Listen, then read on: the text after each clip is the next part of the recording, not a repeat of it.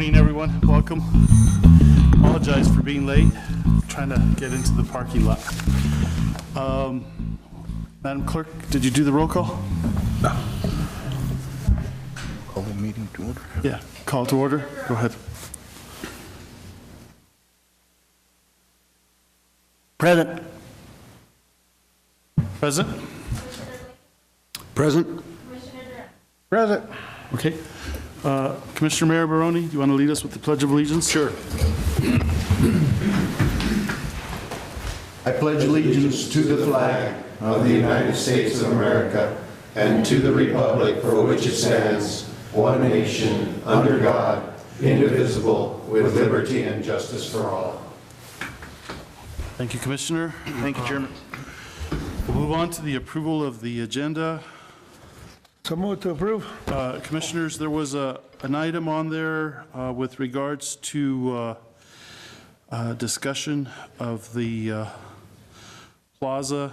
That's item 10A, Mr. Chairman. I was hoping maybe, Commissioners, that we can take it off the agenda. I'm not sure how that got in there. So move to table that, item 10A.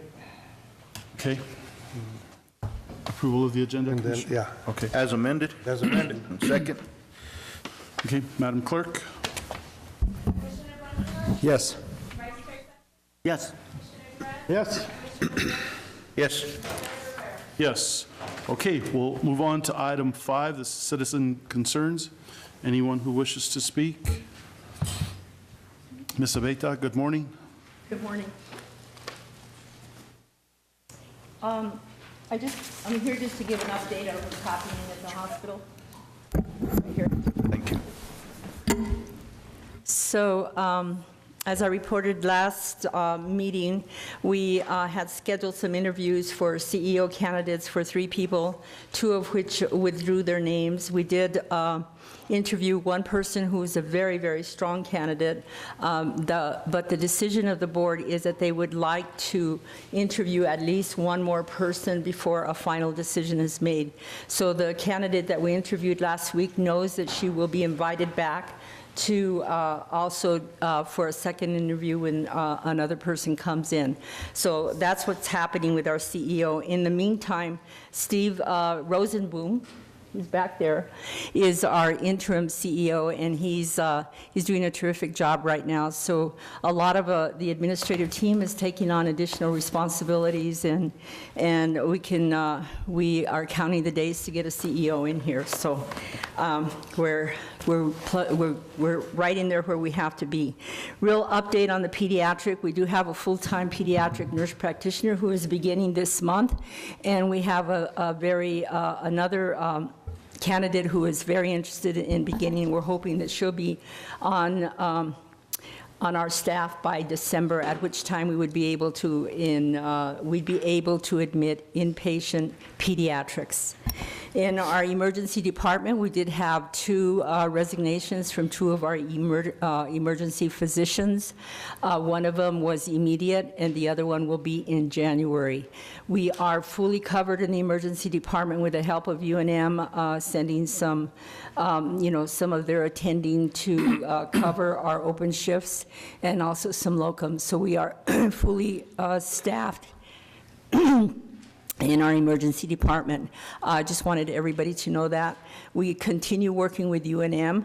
The goal is for them to eventually be the managers of our emergency room department. And so we are in the process of interviewing a medical director for the emergency room, and that is happening next week. So we're moving forward with that. The other piece is the emergency in our emergency department. UNM is sending a team that'll do a thorough assessment on the week of December 1 through December 5. And they will be looking at throughput, they'll be looking at staffing, they'll be looking at responsibilities, and many other things within that department. So that will be going on. And I wanted just to give you an update on the Ebola. I know that's out there for everybody to see every single day, probably every minute of the day if you want to. We are continuing our training in that. We are strong in the state. We meet on a weekly basis with New Mexico Hospital Association, as well on a regular basis within our own team in the hospital. We have 2 teams that are prepared to respond to any Ebola that might come into our hospital. So we have a really sound program going.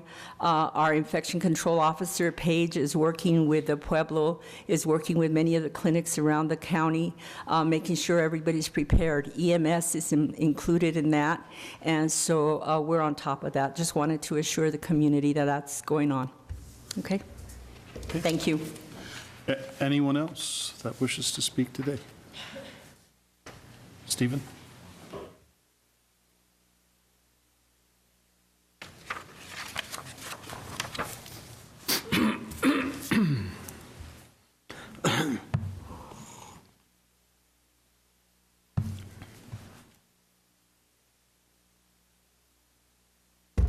Buenos dias, Stevens Hall.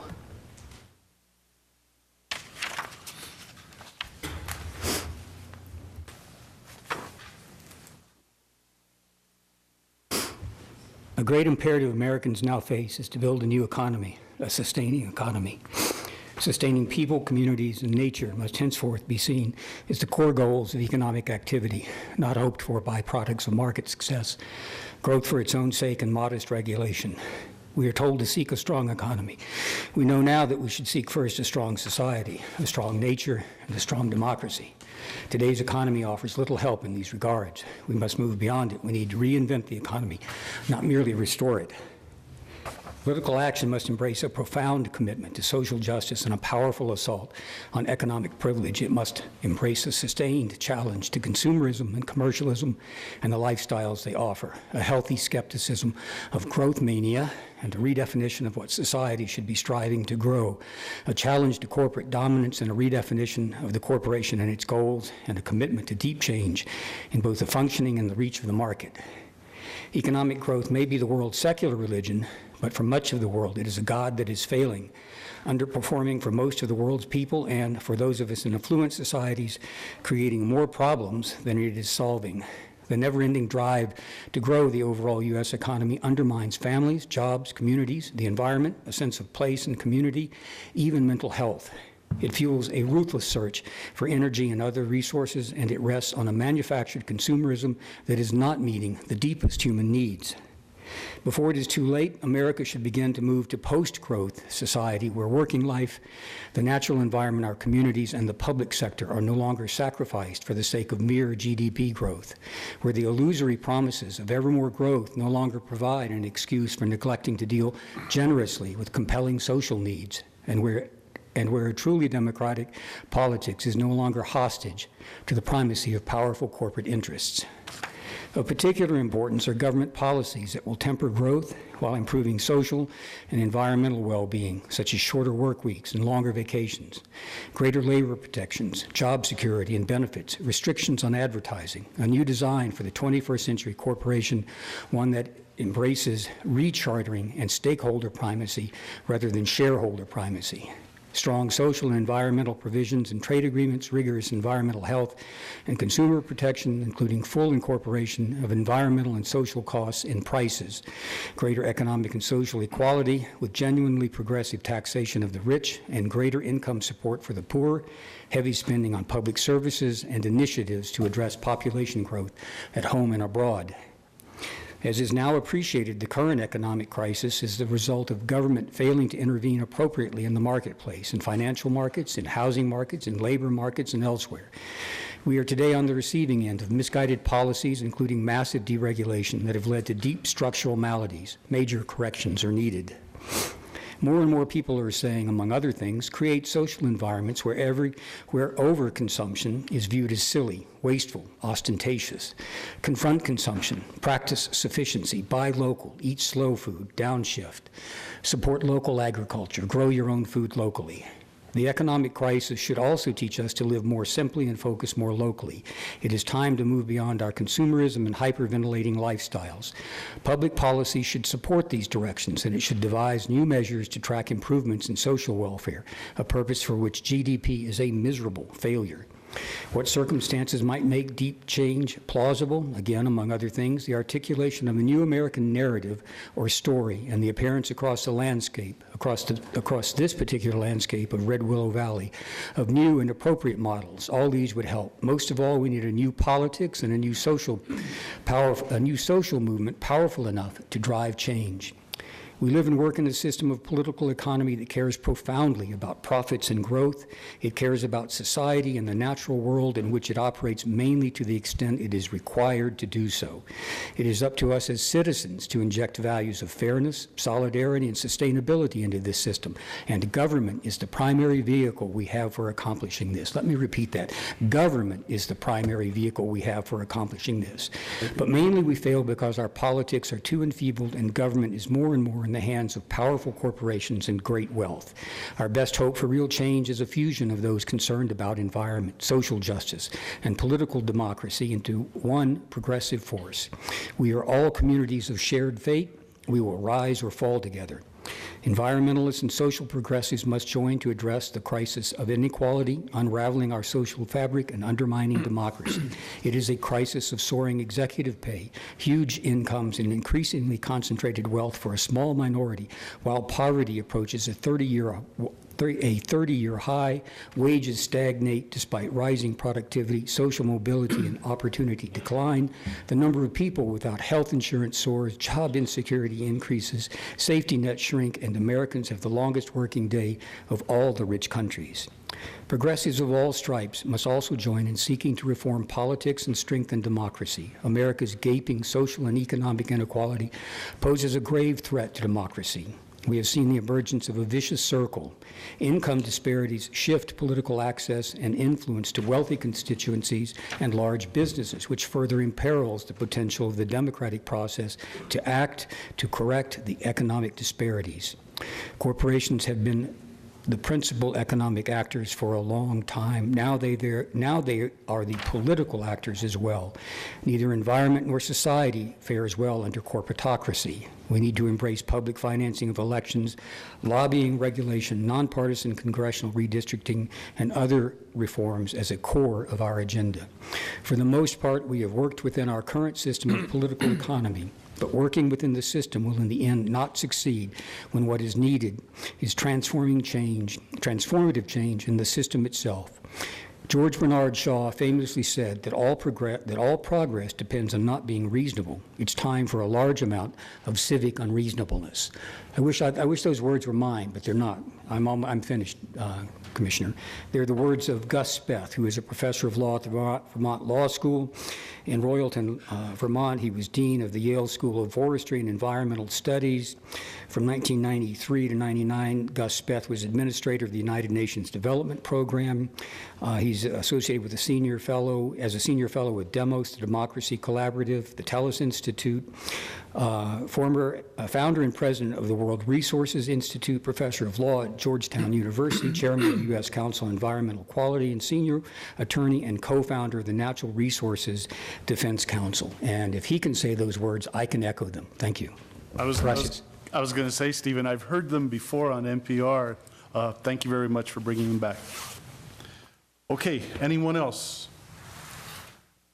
If not, we'll move on to the next item on the agenda. Actually, Mr. Archuleta, there was a suggestion to move around the Mr. Chairman, a little bit.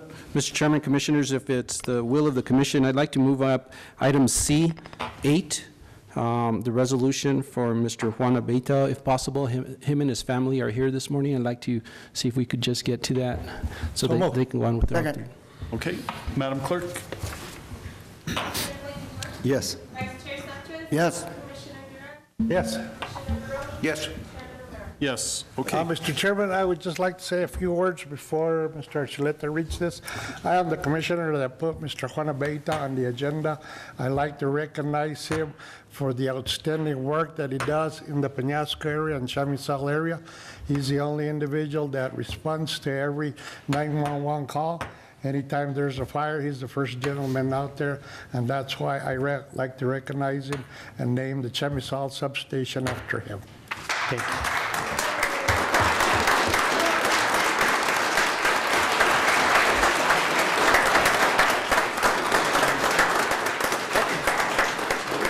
Mr. Chairman, Commission, if I could ask you to come to the side, I'd appreciate it.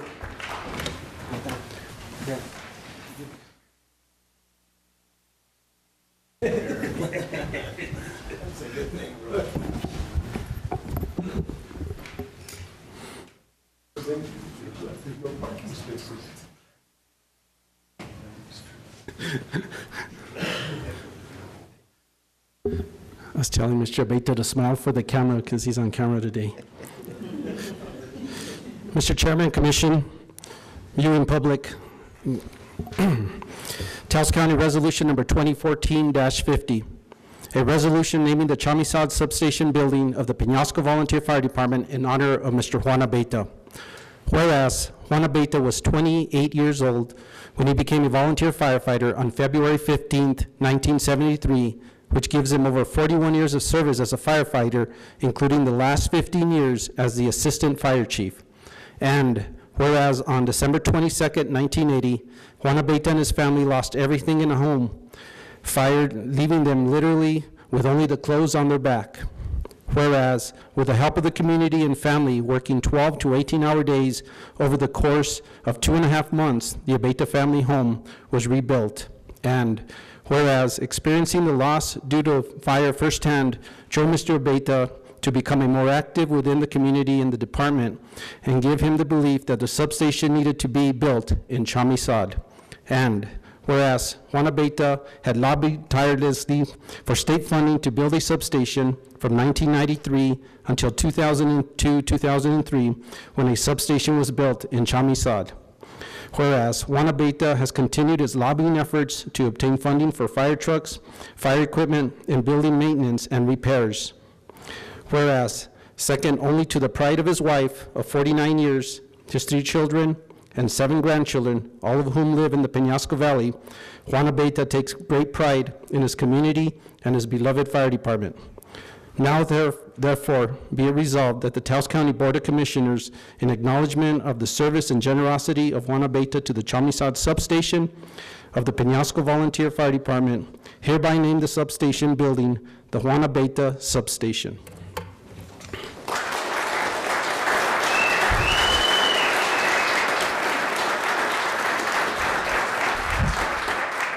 Mr. Chairman, if we could get the presentation of the plaque, and then Mr. Abeyta would like to say a few words.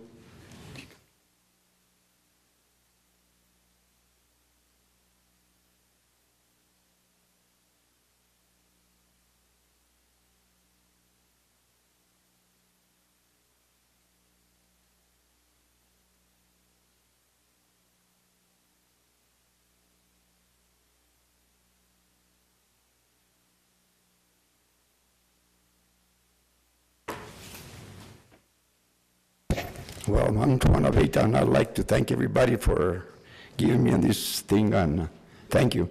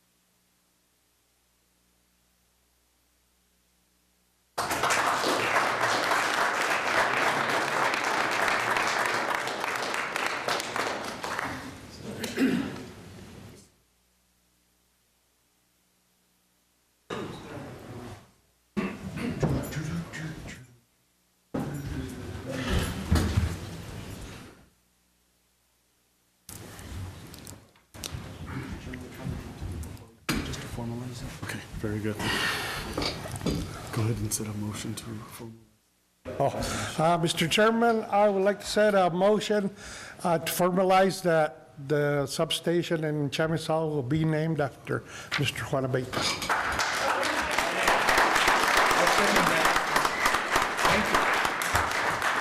Okay, motion has been made by Commissioner Dudan, seconded by Commissioner Mayor Barone. Madam Clerk? Yes. Yes. Yes. Yes. Yes. Okay, congratulations again. Congratulations, Mr. Abeyta. We'll move on to item 7, presentations. This is a presentation by Holy Cross Hospital Employees Local Chapter. Mr. Chairman, we have item 6, I'm sorry, for the public hearing. Oh, I'm sorry. Yeah, I had marked that out already. Item 6, a request for approval of request of liquor license transfer of ownership. Liquor license number 0196, application 916001, from TLH Incorporated to WCM LLC, doing business as the Old Blinking Light, number 100 State Road 150, Taos, New Mexico.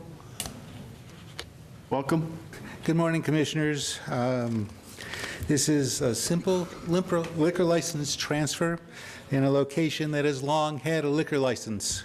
Some of you may remember going back to the early 80s when Rolf had a restaurant in that location. Following Rolf was the Chili Connection from 1990 to 1996. Then briefly, Tim's Stray Dog Cantina opened an additional space, not in the Ski Valley. Following that, it went to the Old Blinking Light. Now we have a transfer to my client, the Medleys, White Dog LLC.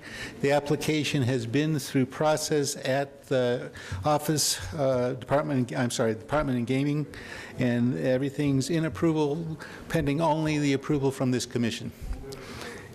If there's any questions? Mr. Malone, Mr. Chairman, everything legal and proper? I've reviewed the application. Everything's proper. It's not within 300 feet of a church or school. This is a public hearing. Is there anyone who wishes to speak for or against? I believe you'll have to be sworn in as well. Go ahead and come forward. Right hand. Do you swear and affirm under oath and penalty of loss or perjury that the testimony you're about to give is true and factual? I do. Would you please state your name for the record? I'm Mary Pasalia. I'm Deputy Director at Rocky Mountain Youth Corps. Good morning, Commissioners, County Manager Archuleta, County Attorney Mr. Malone. First off, let me just say that I want to talk in general about alcohol density more than an opinion regarding this transfer. This is just completely informational and not meant to target one organization over another. Let that be on the record, please. But alcohol abuse and dependency, it's a significant health risk for the safety of adults and youth in New Mexico. Since 1997, we have had the highest death rate due to alcohol in the United States. 1 in 6 deaths among working age adults is attributed to alcohol in our state. In addition, if we look at underage drinking, we know that 22% of high school students report drinking alcohol before the age of 13, and it's the 4th highest in the nation. And I know you're saying, what does this have to do with alcohol density?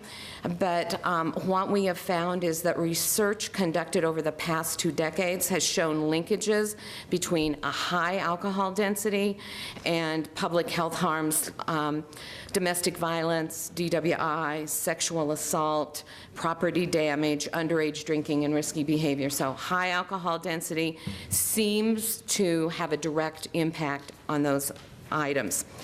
New Mexico current quota regulations limits the number of retailers and dispensers licensed to 1 per 2,000 people.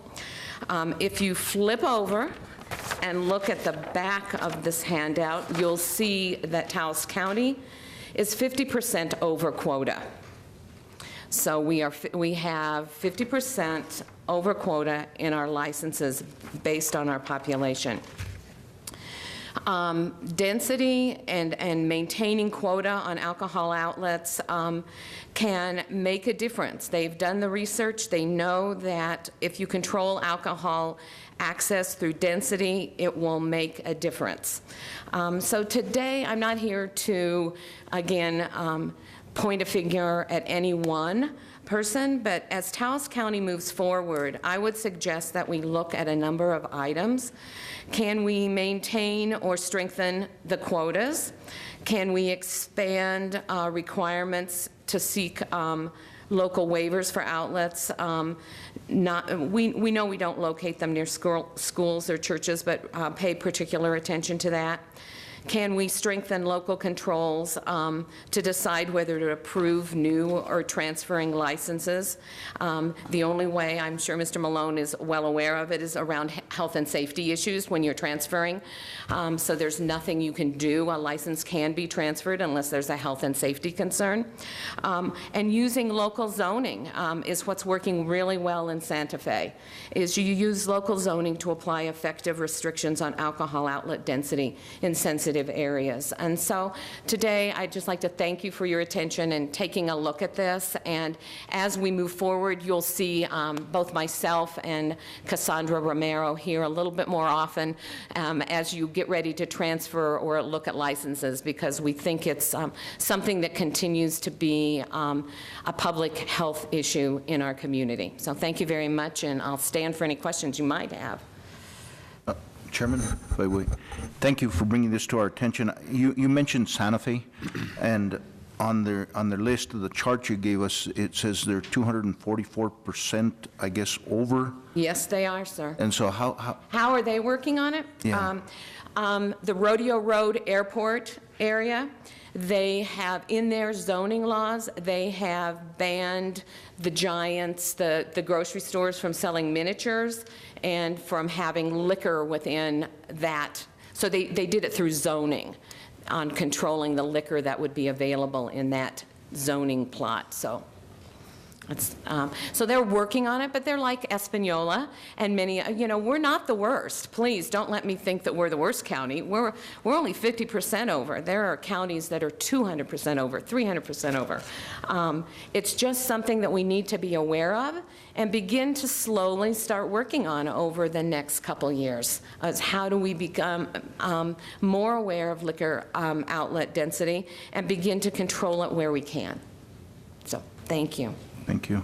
Thank you for the information. Really appreciate it. And thank you. Thanks for the time. okay.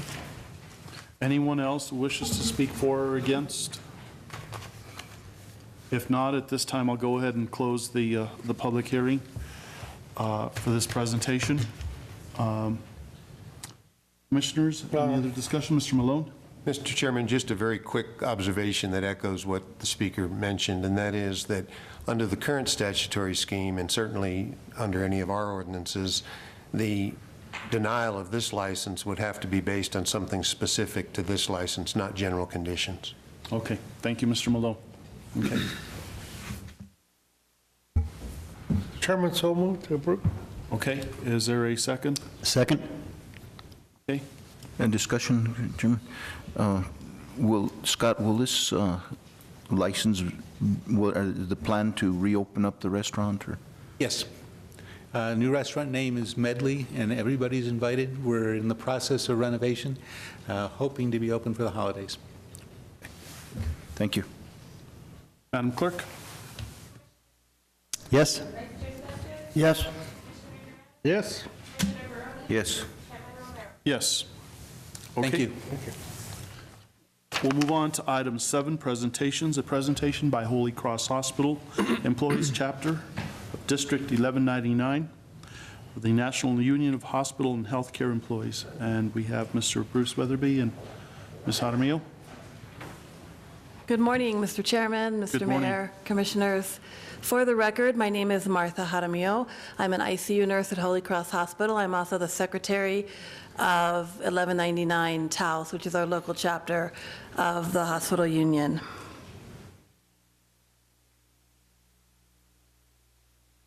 So our first question is, why are we here? And you're all probably saying, oh God, why are we here again? You're tired of seeing my face. And we are definitely not here to ask you for any money, so don't worry about that.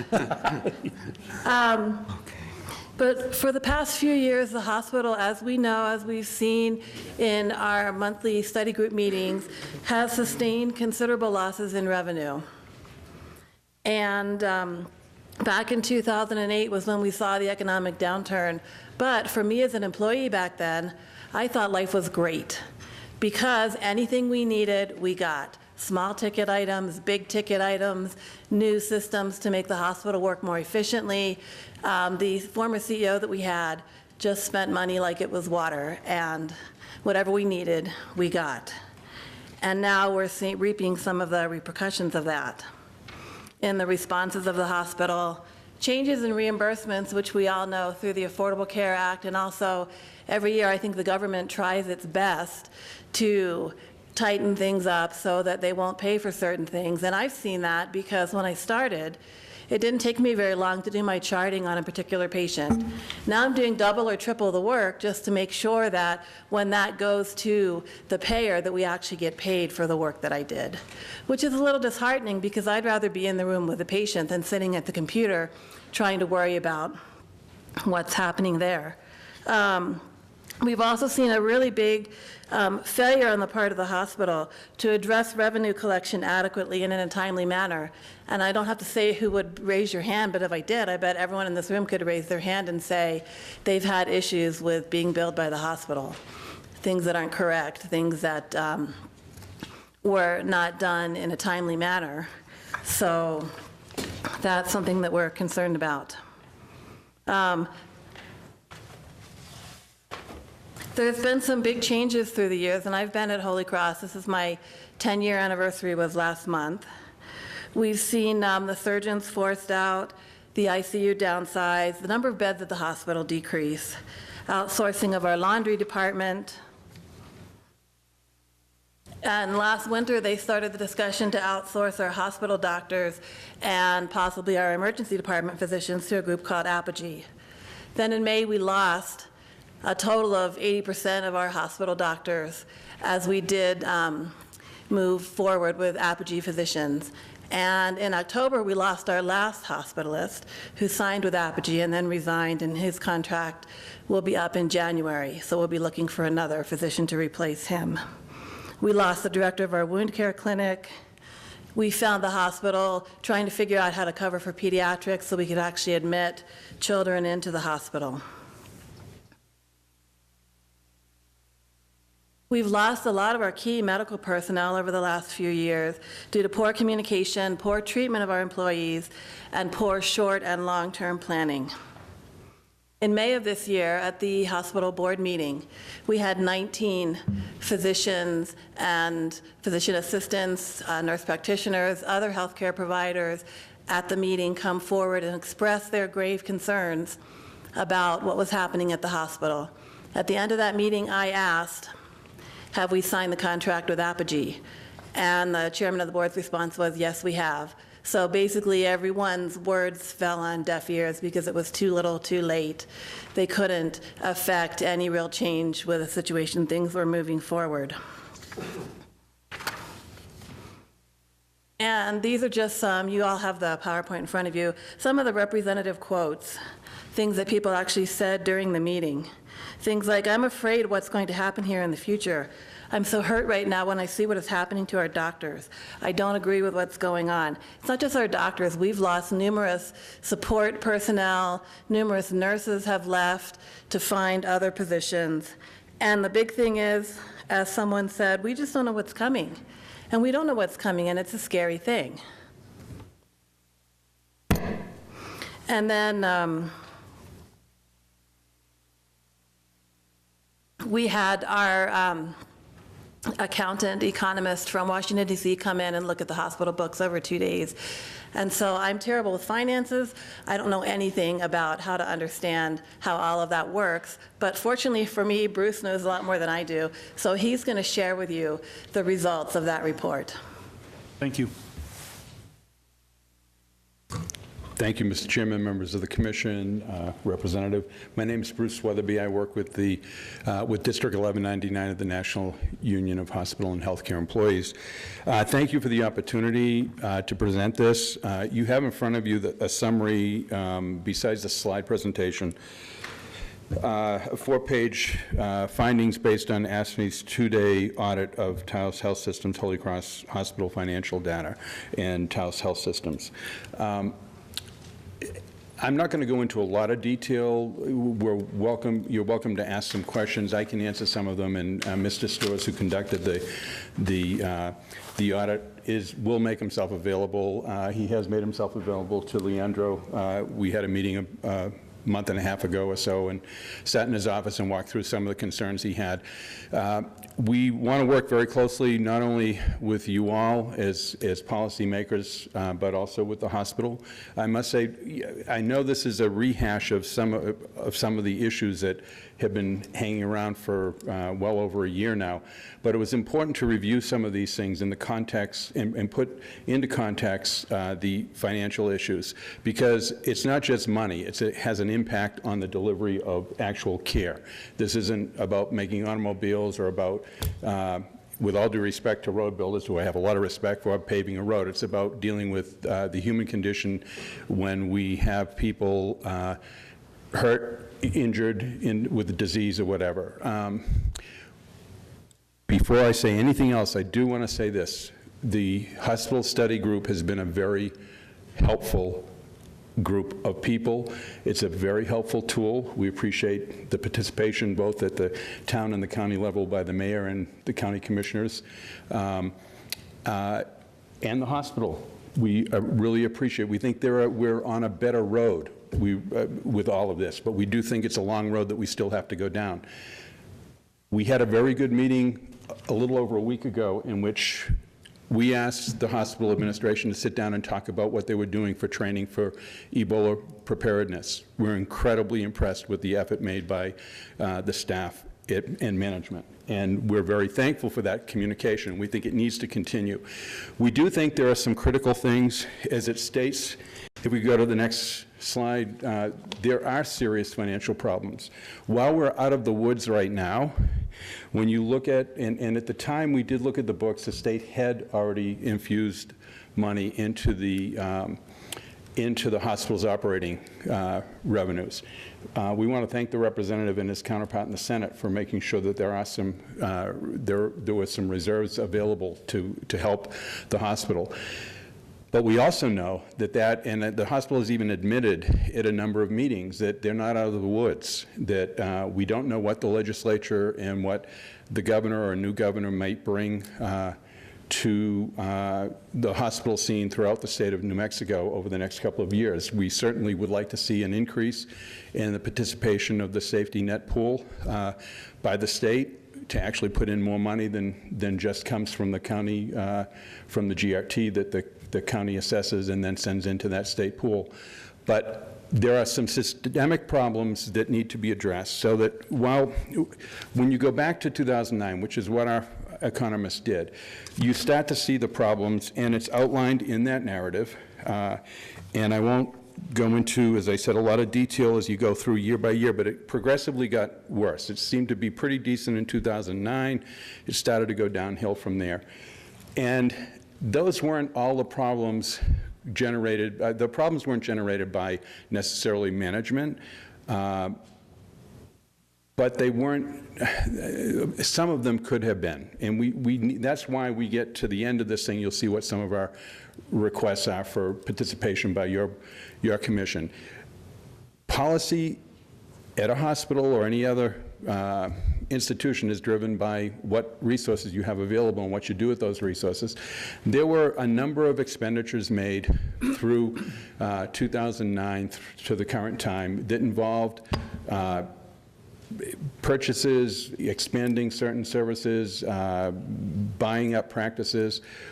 We need to have more community participation in that process so we don't repeat getting into a situation like we have. All those things added to the problem that we currently have. And we're not here to try to point fingers or be critical. We're here in the sense of criticizing a particular individual or whatever.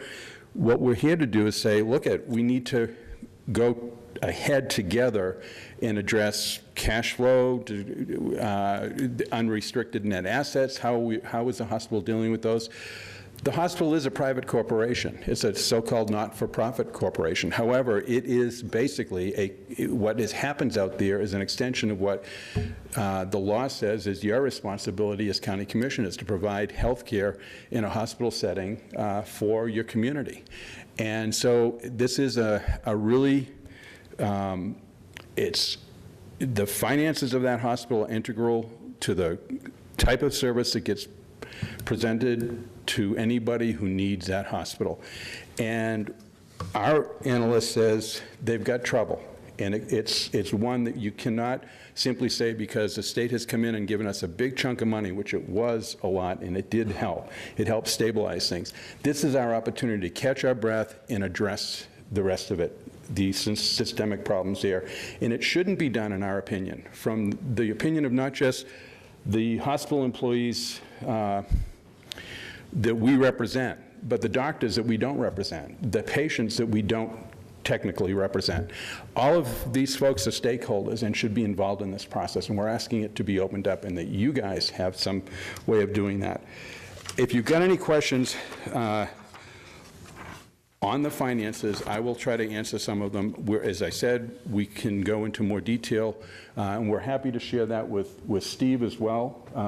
I know Gary Storrs sat with him. He appreciated the candor that was provided to us in that process. We are kind of in a unique situation here where other hospitals don't open their books. We happen to think that they should, but because of the collective bargaining agreement that we have, that gave us that inside look at what's happening, and we do think that we need to be more careful. What were some of those negative net assets? Pardon me? The negative net assets that you mentioned on the report, what did they consist of? Well, the negative, what was happening is, in order to balance the budget, they basically had to draw from their assets each year, which was it was good that the hospital had built up those assets. That's basically what kept this thing afloat for as long as it did. So, and I do think, and we don't know the answers to why decisions were made. As an example, they talk about Taos professional systems. Services. They operate as kind of a lost leader. We understand the hospital does need a way to attract people to get there to help the overall revenues. But whenever we've heard the hospital talk about a loss or parts of the hospital that were costing money and weren't gaining money back, they never talked about professional services, which was an operation outside of the hospital, really. They talked about ICU or labor and delivery. And this is where I think I don't pretend to, I can't speak for them. I have a feeling that because things were going downhill, they didn't want to point out the things that they may have been involved in that had a negative impact. That's a natural human reaction, you know. But we need to know that, and we need to know, does the purchase of the professional services or other entities, was that in the best interest, or is that a road we want to go down in the future as a community? Because this had an impact on the community. It had an impact on on what state revenues were going to be needed to bail out, not just this hospital, but across the state. So we're encouraged. We think you have a great model here for the beginning of a discussion on this through the hospital study group. We're going to actually be presenting, we've formed a similar one in Santa Fe. Santa Fe City Council and the mayor adopted a very similar model based upon what you all did up here. And we're going to ask the legislature to encourage that to happen wherever there is a hospital, particularly in communities where there is no competition. You go to Albuquerque, you got 3 major hospitals you have options for, so there's some balance there. You don't have that when you're out in the hinterlands, or for that matter in Santa Fe, which is, you know, an outpost from Albuquerque. You've got 1 hospital. So you have to have that communication. And you guys, as county commissioners, in the case of town council here, in the case of Santa Fe, the city council, and the county commissioners, there's a dialogue going on. And we think that that dialogue needs to take place across the state. But you're way ahead of the ball here. And we do thank the hospital, and we thank Steve, because they've been showing up at these county meetings, at the study groups. They've not been comfortable for anybody at times, but it's discussion, and it's discussion that needs to take place. And we do think, to get back to you, these decisions that were made should serve as examples. They should be the teaching moments for us, so that as we go ahead, and I'll let Martha finish up, we get to the other points.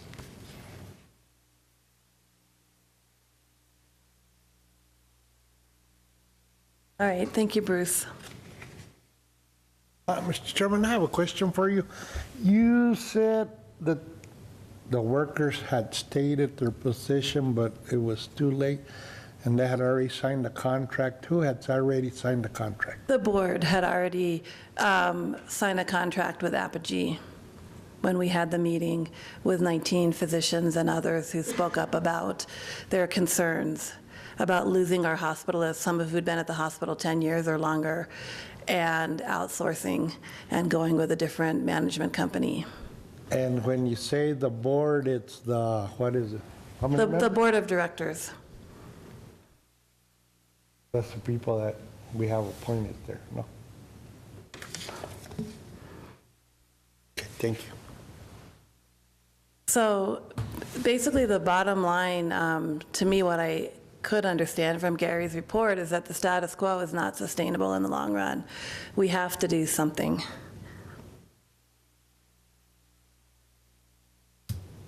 And what he said, his closing comments of the report, Holy Cross Hospital faces fundamental problems, including declining revenues and large operating deficits. In my judgment, state funding cannot be expected to solve all of these problems indefinitely. So the hospital needs to look at making some major structural changes in order to be able to continue to serve the population that we serve and the community and the families and friends that we work with. So our question is to you, how do we as a community protect our hospital? And as you know, we started the study committee. It's been almost a year, and that has really been amazing. I've loved to see the participation from all sides, the openness of the hospital. The administration has come, they've shared with us finances. I was really, really excited because last week we were invited as staff to come and meet the CEO candidate, which has never happened in the past. We've always been told, here's your new CEO, good luck everyone, and I hope you like the person that we chose for you. But we actually had the opportunity to sit with her for an hour, to ask questions, to provide input, and that was invaluable. Just I feel like we're making some positive changes and things are progressing and moving forward.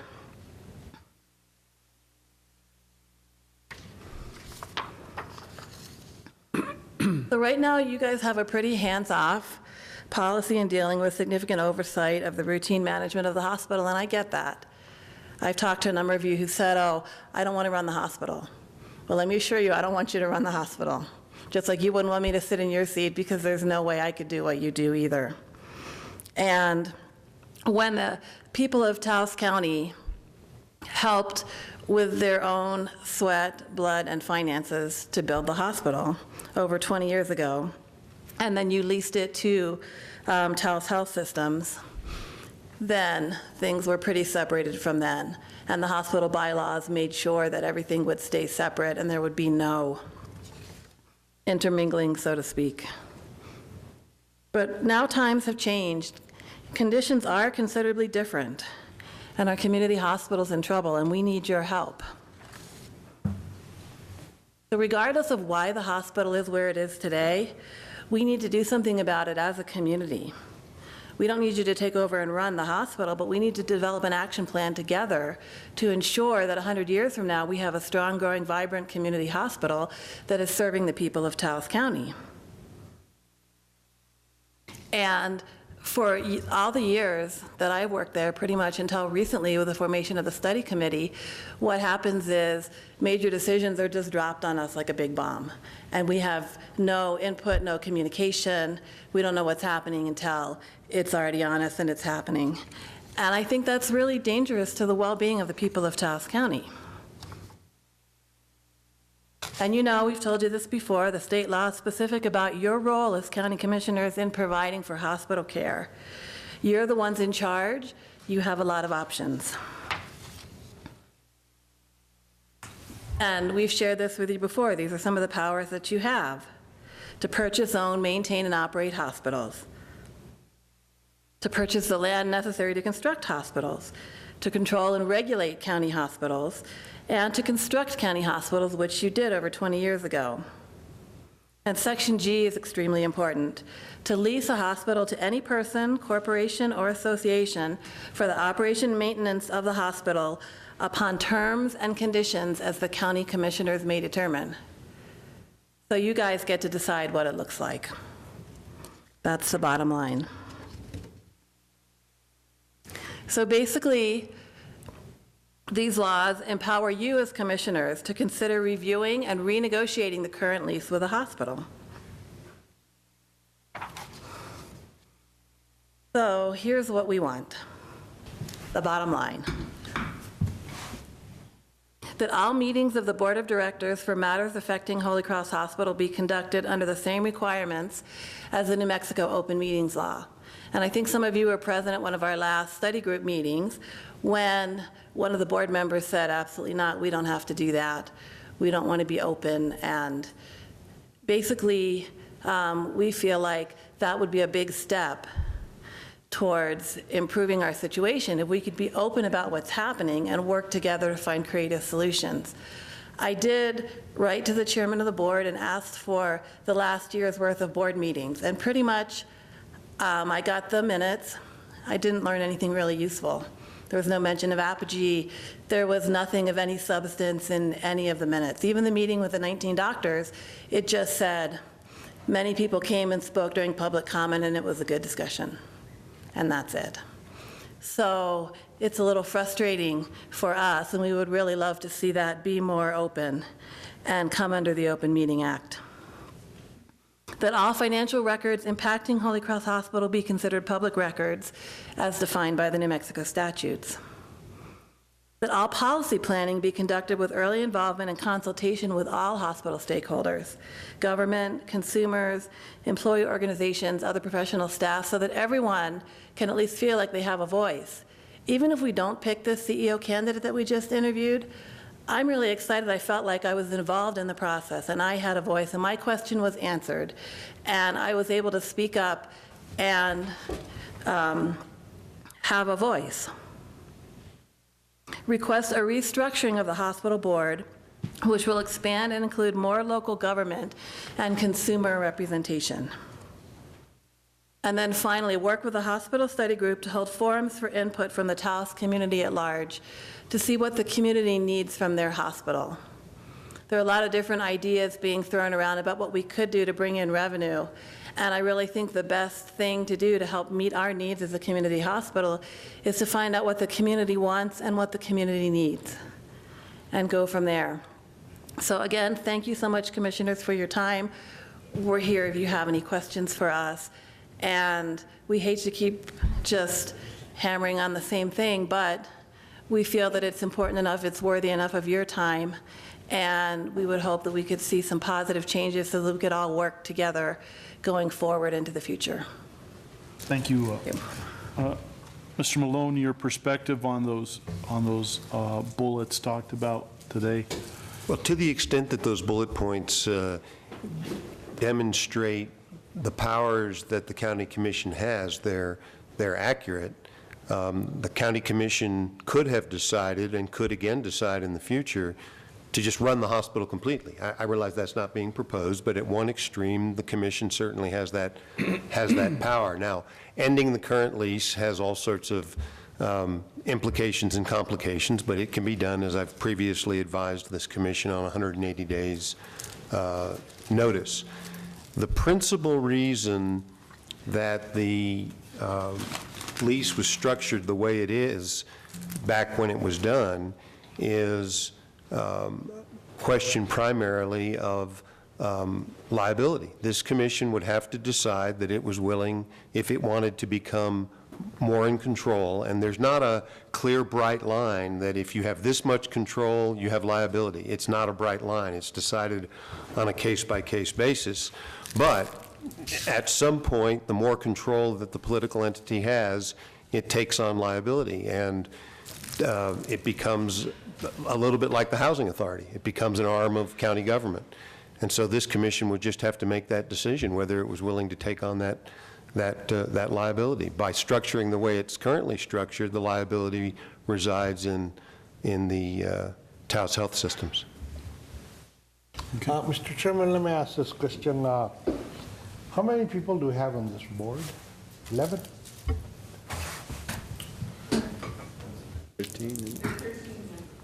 13 members.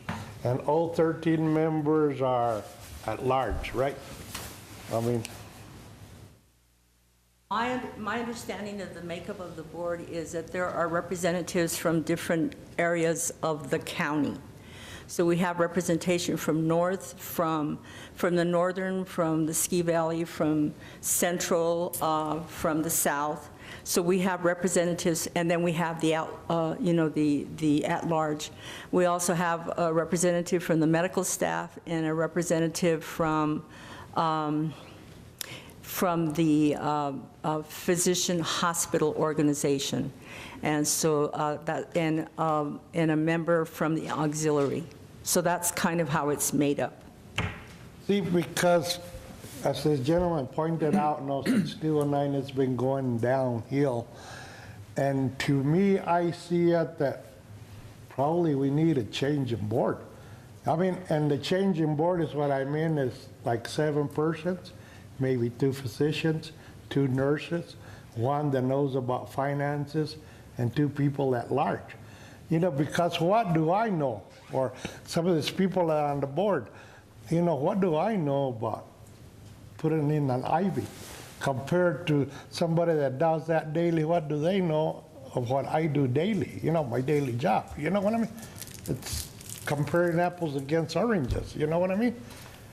And I think it's better having people on the board that work there daily and see what they need, instead of having people from the outside that don't know what's going on.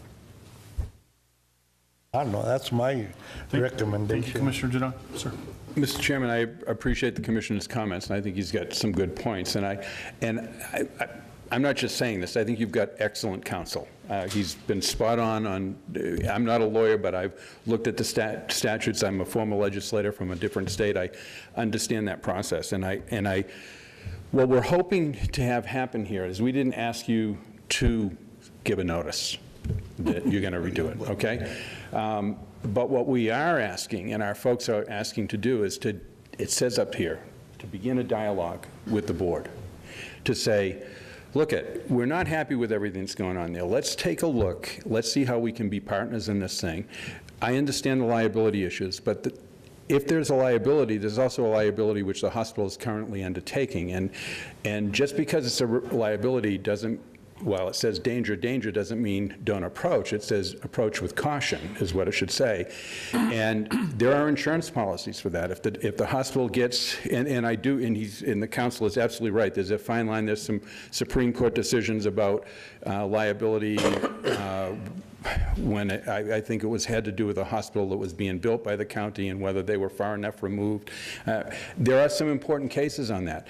But there are other county hospitals and there are other hybrid situations throughout the state that you don't have to go to the extreme of it being a county hospital, or you don't have to go to the extreme of what it is now. There may be some common ground, and we do believe that, and maybe you don't change it. Maybe the hospital, you let the hospital know how strongly you feel about there being a more open process. Including those requirements in a lease doesn't necessarily, that in of itself wouldn't necessarily cause additional liability. It might, but we're saying let's have that discussion. Let's let the community see how far it wants to go. And that's, all we're asking is for us to pursue that and to try to do it with hands extended in a friendly way to both parties. Because we do believe, we've been to, we were admonished for not going to the board meetings back in April, I think it was. And since that, we've been going. And they were right. We know how hard some of these folks work on this. We maybe have difference of opinion in what their decision-making process is, but we do think there's some good fertile ground there for us to grow. Mr. Chairman? I want to have Mitch another comment, because I think the ones that are doing the profit here is Care Flight. You know, Care Flight is in here 3-4 times a day, every day. They're the ones that are racking up the money because we don't have the physicians to take care of the people that need to be taken care of. Commissioner Dudon, Commissioner Blankenhorn. Thank you, Mr. Chairman. I think the two biggest factors in the financial deterioration of the hospital since 2009 were first the reduction from $9 million a year to $2 million a year in the state payments.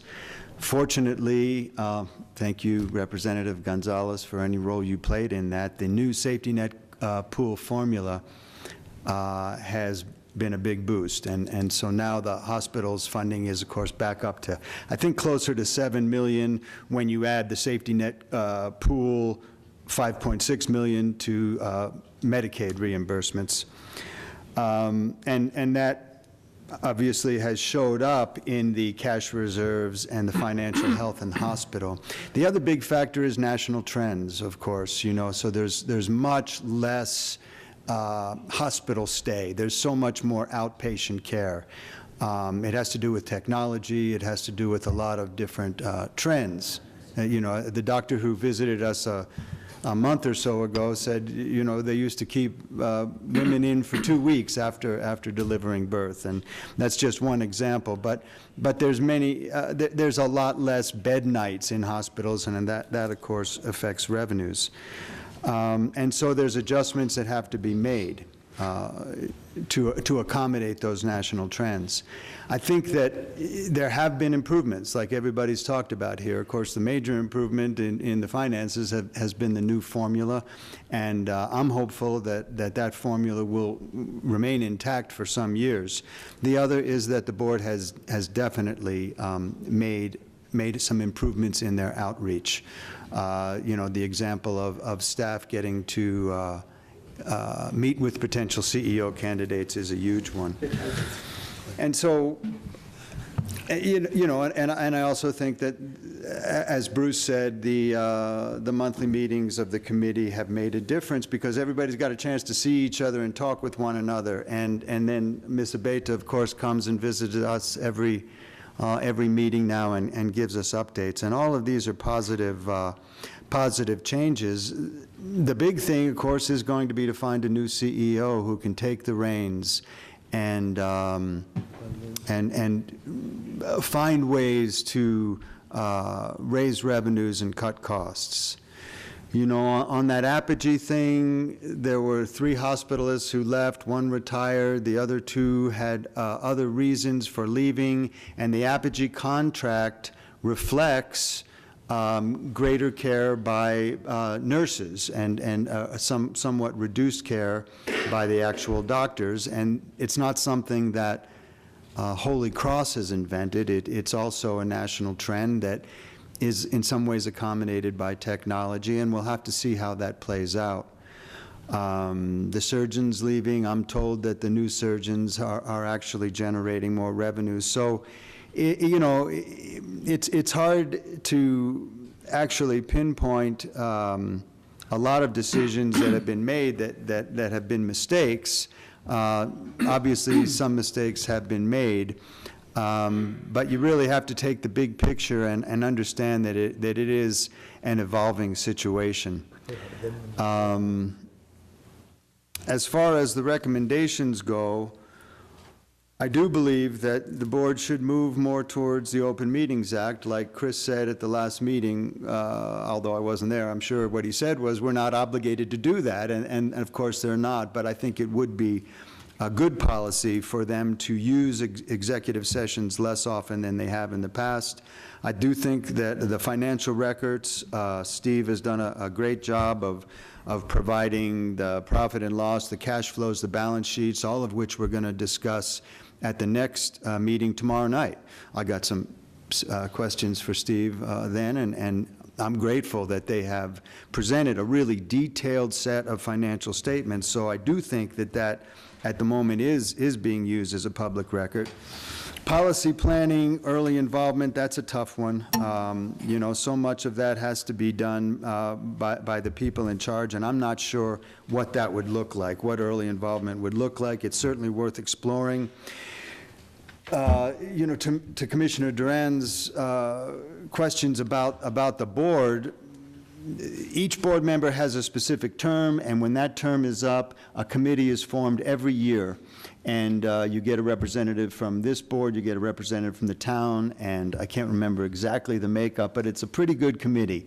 Now, 2 years ago, I served on that. Mr. Fambro served on it also. There were really no changes in the makeup of the board. This last year, there was a significant infusion of new blood, which I think has made a difference, and I expect that to continue over the years so that there will be some rotation of that board. It's really not, it's a pretty good setup as long as the people on the committee are willing to consider new blood. And I think that has changed recently, and so I'm hopeful that there will be a gradual restructuring. Not to say that the current board doesn't have a lot of talented people, but it's always good to have a kind of a rotating set of new eyes. And the forums, you know, the committee that we have is in itself a forum. Any opportunity that we have to expand those forums going forward, I think we should take. So I'm not sure that it's going to require Mr. Malone to actually renegotiate the lease at this point. It may be in the future, but right now, given all the changes and given a new CEO coming in, I think it's prudent to accept the fact that we've had a lot of improvements and encourage those improvements going forward rather than asking Mr. Malone to renegotiate the lease. That's my opinion. Absolutely appreciate, you know, the union's work on all of this. It's a really good summary by the accountant, and I think it's going to end up being useful to the conversations going forward. It's true that the state formula is incredibly beneficial, but not a panacea. And a lot of work still has to be done on raising revenues and making sure that the expenses stay in line so that the hospital can continue to provide the services that they provide now. That's the big question. Will the hospital going forward be able to continue to provide the services that they're providing now? And that's the question that we need to get answered going forward. So I thank you for your participation.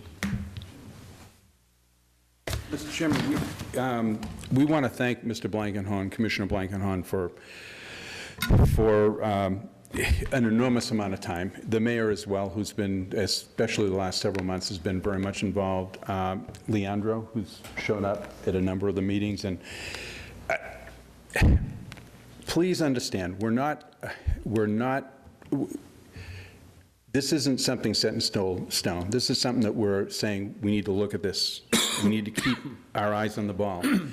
We weren't going to bring up Apogee, you did, and I won't go into a lot of information, but two things that, I was at the meeting, with the board meeting, when the 19 doctors were there. 18 of the 19 doctors expressed extreme frustration and concern. The doctors actually spoke for themselves who left. They left because they didn't feel the hospital was responding. It wasn't personal. It was a personal decision, but they felt they couldn't work there. by the way, they're, I'm sure, waiting in the wings, would love to come back. It hasn't been a smooth road, as will probably come out at the meeting tomorrow night as far as Apogee goes. There have been some serious bumps. And remember this, to save $128,000 is what they said was the savings, only $128,000. You went from 7 doctors, I believe it was, down to where you have 2. Nurse practitioners, with all due respect, can perform a lot of that work. And yes, there is a national trend. Those national trends, to this point, though, have been driven by corporations who've controlled the hospital industry, not necessarily not-for-profits, but a lot of for-profit corporations. They're setting the national trends. They're changing healthcare. They're taking it away from you guys. They're taking it away from the healthcare givers. They're taking it away from the legislative bodies because they keep calling them national trends. What our folks have been saying is, let's establish, you know, the old saying, you know, think globally, act locally. What we're saying is, let's establish a trend that's important to Taos and Taos's people, in Santa Fe to Greater Santa Fe and their people. If it's down in Gallup, wherever it is, we're saying these are the people who should be making these calls. It's not a magic formula. Hospitals existed before.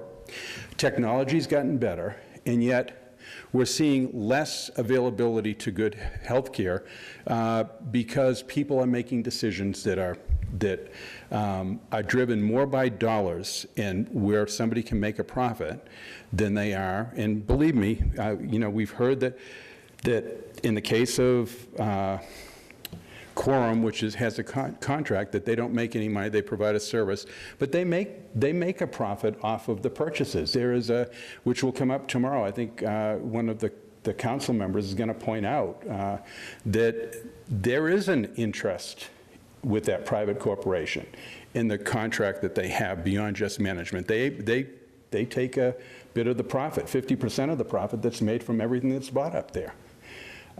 There's a lot of stuff there that needs to be sorted out, and we're asking you to let's start that dialogue. We think they're good people on the board. We have a difference of opinion at times, but you talk about representation, we need to have some nurses on there. We need to have someone who understands the hospital operations from a housekeeper's perspective. Maybe it's a subcommittee, maybe it's something like that, but let's have that dialogue. So that's all we're asking is you guys can put the pressure on it. You could sit down, they could be informal meetings that just say, look, what can you guys do to open this up better? And we have, as I said, it's great fertile ground, and that's what we're asking to deal with. Thank you. Chairman, if I may. Thank you, Chairman. And I applaud the union for coming forward, you know, bringing a number of these issues to the forefront. It's been a great opportunity to discuss a lot of them. And, you know, and I kind of look at it, you know, I own a business here in town, and in, you know, 6-7 years ago, our economy started dwindling. And this is kind of the same time the hospital started having a lot of problems. And I applaud the hospital also for stepping up to try to keep our hospital alive here. Our economy took a dive here. You know, people couldn't pay their medical bills. There was more and more indigent care being given out. Our hospital was having some issues. You know, the union was very stepped forward and said, you know, how can we help? But they couldn't get the information, so they know how to help. But now our economy is starting to get better. The revenues in the hospital, thank you, Representative, for you know the 1/12 that was passed. Now the hospital is financially coming back up. The issues that were presented, you know, to us, you know, 6-7 years ago because of the economy are now seem like are being addressed. The hospital is being more transparent. The union is and people are now working together to, I guess I want to say, facilitate or find ways to make the hospital a better place to work, a better place for health care, And, you know, we have one of the better hospitals in a lot of the communities. We truly do. You know, I travel around parts of the country in small communities. We have a gem of a hospital in our community. You know, the amount of revenue or amount of money that this hospital generates is big for the size of the community that we have. And I want to applaud the union, I want to applaud the hospital, the staff there. We have a very good, and I think that trend is we're coming out of that, and we just need to, you know, now dot all the I's and cross all the T's so that we can continue to move forward in that trend. You know, again, the state, I believe, is, you know, committed, I believe, for 4 years. It sounds like we haven't got a definite answer. You know, Representative, you probably could answer that question. You know, that 1/12 and that money that's coming in, you know, is what the hospital in our community really needed. In other communities, you know, they got a cut. We got a big increase. And so hopefully this is a trend that we can continue to see within our community. And long as those revenues stay up there, our hospital will continue to grow, and we will not see, I want to say, the impacts within our community that we had before. So again, just applaud the union, applaud the hospital, and hopefully we can, this open dialogue, we want to be as open and transparent at the hospital, and we will strive, in my part, to see that happens, because, you know, there was a little closed door type situation where they weren't willing to share a lot of the information, but now it's open. They're becoming more and more open and transparent, and again, I applaud you guys because you brought that to the forefront, and I think we can work through the smaller issues that still are prevalent and we'll still need to work through. So thank you. Chairman?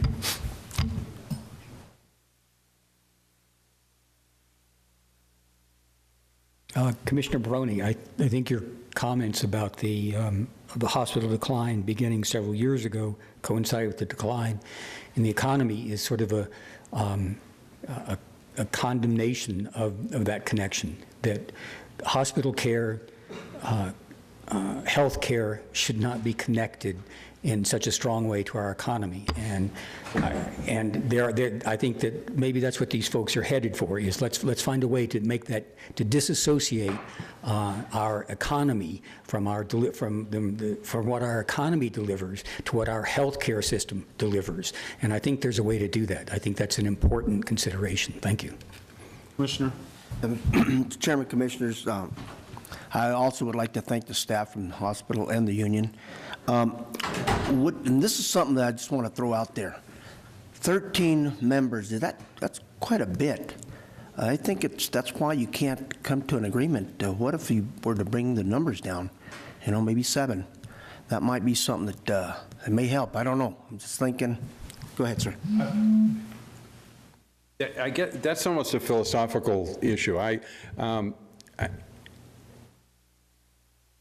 Personally, I think the more folks you have involved, there's plenty of work to do. You could break it into subcommittees.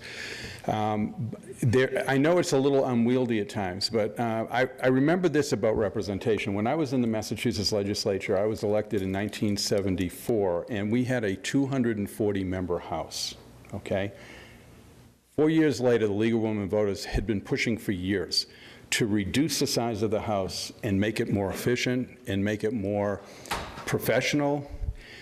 So I lived through the period. I served for 10 years. I lived for 4 years representing a smaller group of people.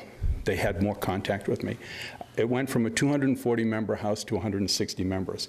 Imagine redistricting their representative, where you had 80 incumbents running against each other, no matter how it worked out. I survived. But you know what? The people got less representation. I think it's one of the few times the League of Women Voters were wrong.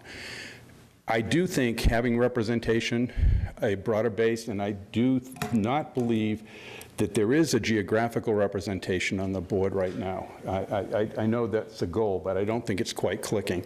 I do think that would be helpful. I do think having the professional input from nurses, from technicians, pharmacists, from obviously, they get a good amount of that from Anna, who is obviously a nurse and has worked as a nurse executive there. But having, nurses work and medical people work as a team. Not everybody has the right idea all the time. It gets bounced around. People look at a patient, someone looks at it differently. It's a collaborative effort, and I think that's the way hospitals should be growing, is in that collaborative effort. So I think maybe having an executive board that's a certain size so that they can filter everything through is a good way, but reaching out to more people isn't going to hurt. I think that's going to be helpful. But it's philosophical, it's not. Thank you. Sure, go ahead and come forward.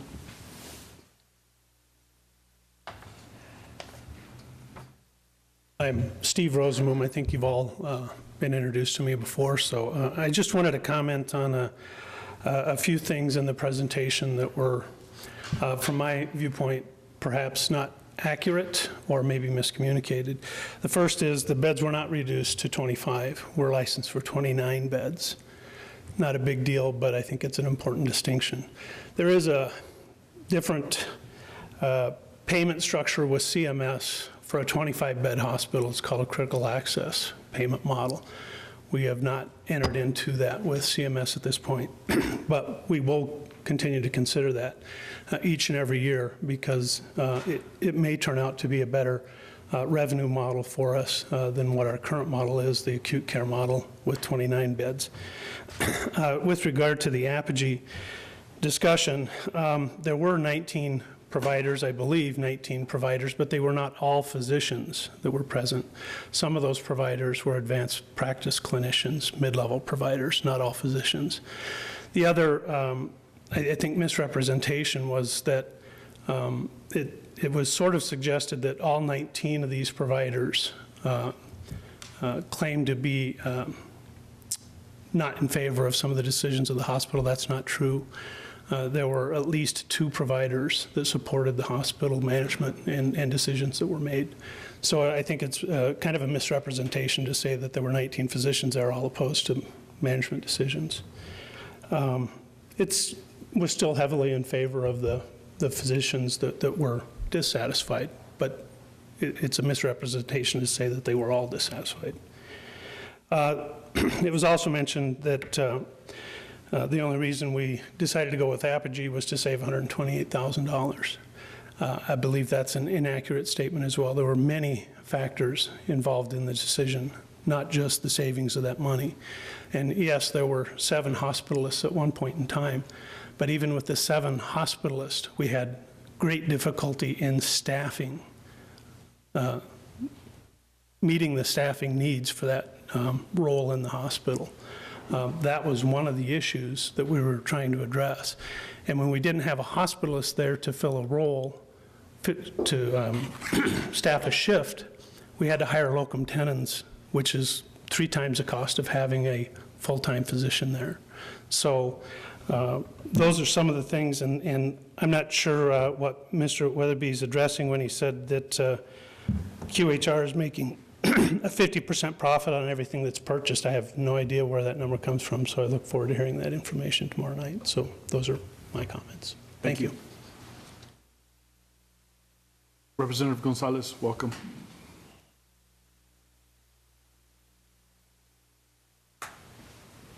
Good morning, Mr. Chairman, members, commission, our staff attorney, and the audience. I wasn't going to speak, but then just in listening, and I have been invited to that meeting tomorrow night, and I do have a few questions that that I'll bring at that point. But I guess one of the things that I just want to leave with you today, and I have to attend another meeting pretty soon, is every time, in fact, last week we had probably about 4 different presentations and all dealing very close to the same issues. And one of the things that I always look at, the number one thing, the one thing that if you can just pull aside everything, is how much is a life worth?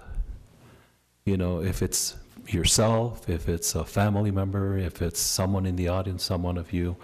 And I think that is the main foundation for the perspective of putting a program together, you know, and then all the other intricacies that go into a solid foundation, you know, for a good program.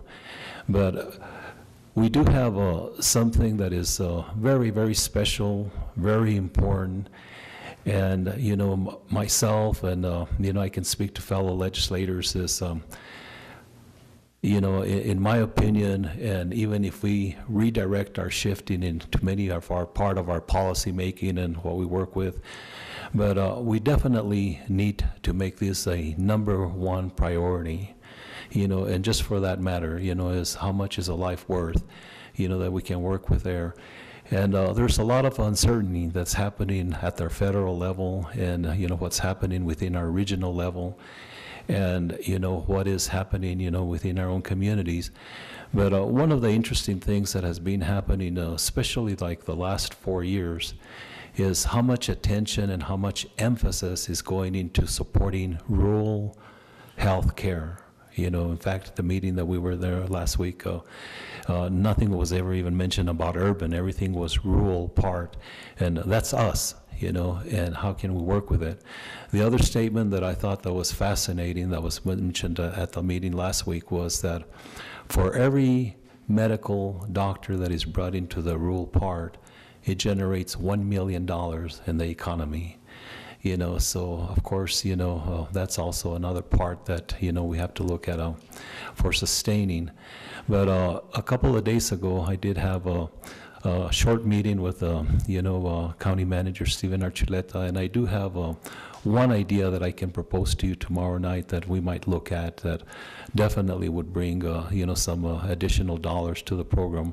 And one of the things that if it's going to be presented tomorrow, what would be nice to see is on both sides is how much is needed on the capital side and how much is needed on the operational side. And I think that from there, you know, we can work a little further up. But thank you very much, and thank you for inviting me. And I just want to share this morning, I was running a little bit late also because of the parking situation. And so I thought I was late, and then I walked in and everyone was so quiet. And I thought, well, maybe they're praying. But it was a good venture anyway for Mr. Abeyta. That's a very beautiful thing that you did, and, you know, as a community member, thank you. Thank you, Representative Gonzalez. Anyone else? Go ahead and come forward. Hi, my name is Dawn Richardson. I've been a nurse since 1980. I have worked at Holy Cross for the last 8 years. I've also been a concert promoter since 1987. And I have done the Solar Music Festival here in town since 1999 in Kit Carson Park. So that's sort of like a little bit of my resume, so to speak. But I have a huge concern about what's going on at Holy Cross, obviously, since I have worked there for the last eight years and have seen what has happened in the last couple of years. And one of the things that I will say is hospitals that I have been involved in, up in Colorado, I'm going to say mainly, and also in Oklahoma, I have still maintained a relationship with them and seen how they have gotten through a lot of this recession. I mean, we obviously are not the only place who has gone through this recession and are not the only hospital. But one of the things that I will say is that I'm very proud to be affiliated with some of those hospitals, having seen how they did it. And part of how they did it was when they saw the recession coming, long before 8 and 9, management consolidated.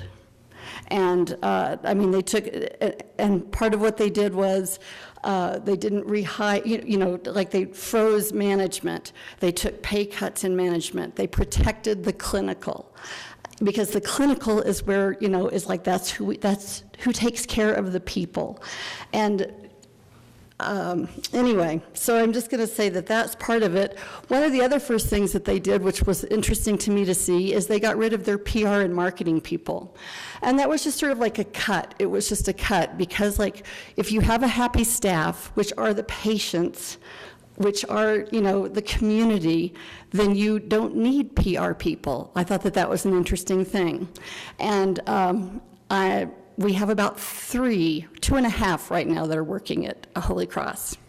So anyhow, so I just wanted to say that having brought the Taos Solar Music Festival here for the last 15 years, and thousands of people in Mumford and Sons and all that kind of stuff, as a business owner, I have a huge concern with what's going on with the morale of the staff at Holy Cross right now. And I have actually for the last 15, 16 years contributed to the GRT in this county.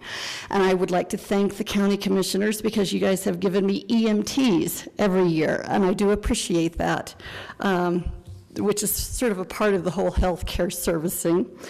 But right now, it's like, I guess that it's a staff morale thing that I would really like to see that we don't forget about, because it is those people taking care of our community. And something else that I kind of did want to say, yes, change is hard, but exciting change is good, and it feels good. We're not afraid of change as the staff at that hospital. We're not afraid of that change. We're not against that change, but we would like to see it all go in a really good and helpful direction. And the other thing that I did want to say too is that this labor union, I've never been a part of a labor union in any other hospital that I have been in. And the labor union is not some outside big bully thing. The labor union is the people who work at the hospital, who are, their family who has patients and all that kind of stuff. These are some of the bravest people that I have ever been associated with. And I'm very proud to call them cohorts along that line. And something that I did want to say kind of too, because like I say, since staff morale is sort of an issue here too, and when Steve was talking, yes, it costs a lot more for locums, and it costs a lot more for travelers, for nursing travelers. And right now we have more travelers and locums than I have ever seen at that hospital. And that's and a lot of call-ins, which is also a big sign for staff morale. So anyway, I just wanted to have a chance as a local business owner and as someone who has been in the midst of all of this change. And if anybody would like to have a one-on-one conversation with me, I would be more than happy to speak with you. But thank you very much for listening. Thank you very much. Okay. Anyone else? Candace. Good morning. Good morning, Chairman, Commissioners, viewing audience. I just want to make a personal note. I have called the new dermatologist at the hospital. I was on the waiting list since August. And when I called again, they said, they're not taking Medicaid. I have Medicaid. They said, but you could pay if you wanted to. And I said, I can't pay. And then they asked, well, do you have skin cancer? And I said, yes, I did, had melanoma removed in 2002. And so I'm here to ask the CEO to expedite the Medicaid for the dermatology department, because I was told they're not taking patients because they don't have Medicaid yet. I don't know what the procedure is, but I would really ask the CEO to look into that, because if I'm being denied, how many other people who maybe have skin cancer, who have Medicaid, who are going to wait, who knows what could happen to them? I don't have skin cancer now, but I have had in the past.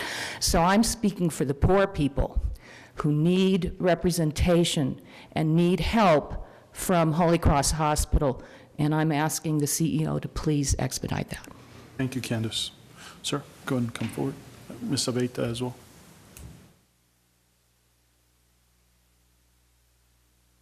I can speak to that a little bit. We started the application process for credentialing for Dr. Good with Medicaid in July. We've done everything that we can to accelerate that. It's more of a Department of Human Services issue and how slow that they respond to our applications. And it's not just the state Medicaid program, it's the managed care providers, it's Medicare, and some of the commercial insurances have been very, very slow in responding. They don't want to pay, so they slow the credentialing process down. If we have a urgent case of skin cancer, we will see that patient regardless of their ability to pay. That's part of the safety net care pool funding, and we will see those patients. But we're not scheduling Medicare and Medicaid patients until we get that credentialing completed, and we're just waiting for the state to complete that. Okay. I just wanted to add to that is that Dr. Good has seen several patients that have had skin cancer. She had open clinics for all our communities and saw many, many patients. And she did identify some serious skin cancers on those people, even though they did not have the ability to pay and were not able to. She took them and had the surgeries were performed, and she has followed them. So I just want to assure this lady here is that exactly what Steve has said is just that she has not been credentialed. They would not even accept her application until she passed her boards. And so the minute she passed her boards, we began the application process for her to be credentialed in all these areas. But I just want to assure the public that we will take care of any urgent or anything they feel really, really is not looking right, that her office is taking care of that. I just wanted everybody to know that. Thank you. Okay. Anyone else with regards to this presentation? Chairman, can I just, to answer Steve, first of all, my apologies about the 29 and 25 number on that. That should have said 29. That particular slide, part of that was put together back when we were talking, when the hospital was looking at its critical access application or assessing whether they were going to go there.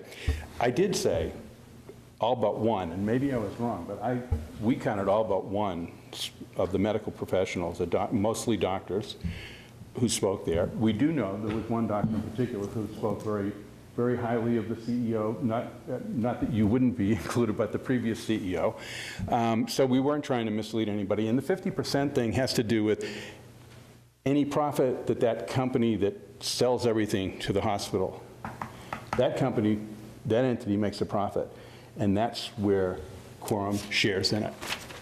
They share 50% of the profit that's taken there. And that's the point we were trying to make. And that was explained to us by a counselor who'd received that information, a town counselor who'd received that information from one of your board members. Thank you. Thank you very much. Okay. Anyone else with regards to this presentation today? Not. Thank you very much. We'll move on to item 8, the remainder of resolutions and ordinances. Item A. This is discussion, consideration, decisions regarding resolution number 2014-48, resolution authorizing and directing publication of the title, general summary and a time, date, and meeting place for discussion, consideration, and action upon the proposed ordinance 2014-7. It's an ordinance repealing and replacing ordinance 2010-5, which regulates solid waste in Taos County. Mr. Edward Martinez, Solid Waste Director, and Ms. Abby Martinez, Solid Waste Administration, and Mr. Malone. Welcome. Good morning. Good morning, Mr. Chairman, members of the commission, Mr. Archuleta, Mr. Malone. Yeah, we're here to repeal and replace the ordinance number 2010-5 with the Taos County Ordinance 2014-7. Mr. Malone, if you'll give me a little hand on here. Sure. Why don't I come around to the podium? Can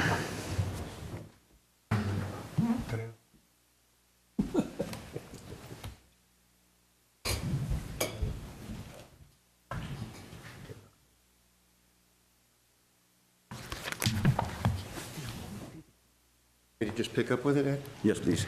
Edward and Abby came to me a short time ago and asked me to help them put together a proposed new ordinance that addresses only one aspect of the existing ordinance, the rates. This resolution that's currently in front of the commission is not a vote on the new ordinance. It's simply a resolution to publish the new ordinance so that it can then be considered at your December 2nd meeting.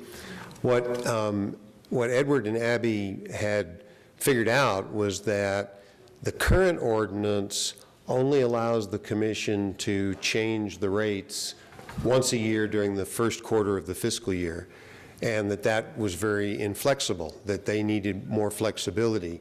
And so the change that's being proposed is to allow the county commission to change the rates at any time during the year. It would still have to do it by a vote of the county commission by resolution, and the rates are not being proposed to be changed at this time, just the mechanism for how the rates are determined. And so right now, the solid waste ordinance requires any changes in the rates that are charged to be done in the first quarter of the fiscal year. We're already past the first quarter of the fiscal year, so it couldn't be changed again until the first quarter of the next fiscal year. And as everybody knows, the landfill has increased its charges, and that's having an impact on the bottom line for solid waste, which is an enterprise activity by the county. That's a very short summary of what's contained here. Thank you, Mr. Malone. Mr. Chairman, Mr. Malone or Edward, how much that rates go up at the landfill, or what was? They went up $5. They went up from $29.50 to $34.50 on the county, on the IGC members. And that was a decision by the board at the landfill board? Yes, sir. That's per ton, correct? Per ton, yes, correct. They went up $5. They went up $5 on us, yes, sir. So our tipping fees at the landfill increased substantially, quite a bit. And what was the landfill's justification for that? They hadn't done it in several years, that they hadn't raised their rates, and with the new cells being put up at the landfill, they justified that was a justification in order for them to raise up their tipping fees per ton for us by $5. So let me ask this question. So it went up $5 for the village of Cuesta, for Red River? Yes, sir. For everybody? For everybody, even the residents that use the landfill on a daily basis. And even for the town? Yes, sir.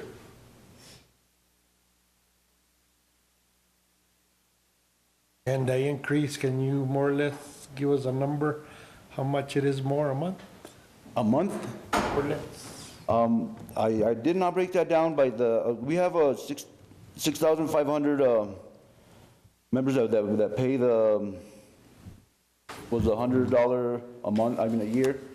We're proposing raising it up $120 a year. So it was. No, but I mean, on the county's part, how much, when did the rate go up $5 more? When did they do this? July 1st. Your tipping fees is what he's talking about. Yeah, how much did the tipping fees at the landfill go up for the county on a monthly basis? Mr. Chairman, Commissioner, if I can, when I get to my presentation in a while, I'll show you solid waste, but we have so far in the first quarter paid an additional $11,000 from last year at this time, just in tipping fees. So we are starting to see the declining cash balance, and that's part of why we're really pushing this forward. That's the biggest expense that we incur is tipping fees. And so if that goes up as significantly as it has, it will affect and impact every other part of the operation. Mr. Cordova, so in that additional amount of tipping fees, when we run a free trash collection, that impacts that line right there too, correct? Yes, sir. Yeah. So you said 11,000 within how much time? First quarter. Just in the first quarter, actually, I'm sorry, $16,000 from last year at the end of September to this year at the end of September. We have paid $77,000 this year. Last year we had only paid $61,800. So we are definitely seeing that large increase. Everything else has been pretty much in line except for that, which is the largest operating cost that we incur. Commissioner Blankenhorn? Thank you, Chairman. So what are we anticipating in terms of potential fee raises going forward to make up the difference? At this time, what we've been talking about, we'd like to implement $120 a year, up from the $100 a year for your normal customers. Our disabled customers would be going up from 25 to 30. $60 every 6 months? Every 6 months. Yes, sir, which would amount to, I mean, it was like $8, what was it, $8.83 a month, I think is what the $100 rate was, which would bring it up probably now up to probably a little over $9 a month. That's something right in there, right about, somewhere about 9. And those increases would cover the increased tipping fees that we have to pay? Yes, and it should also be noted that there hasn't been a rate increase within solid waste probably in 8 years. 8 years.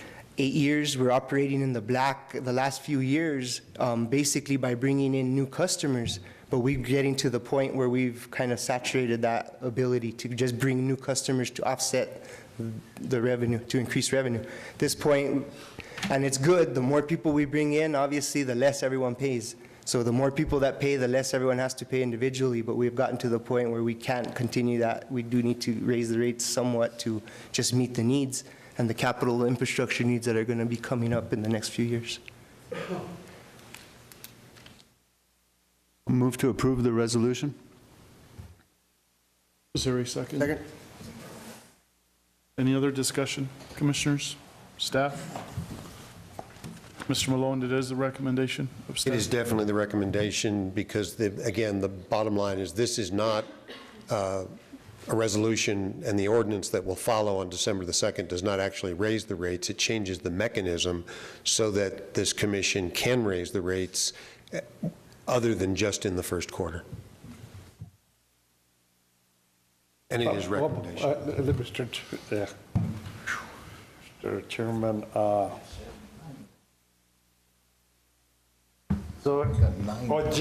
can you explain that again to me? Yes. Just for... Commissioner Durant, under the current ordinance, the only time that this commission can change the rates is during the first quarter of the fiscal year. We're already past the first quarter. So unless we change the ordinance, we would have to wait a whole year to change the rates. This proposal is just to change the ordinance to allow this commission to change the rates anytime during the year. And then I assume Edward will come back and ask your permission to change the rates. But the first thing we have to do is change the ordinance to allow that to happen other than in the first quarter of the year.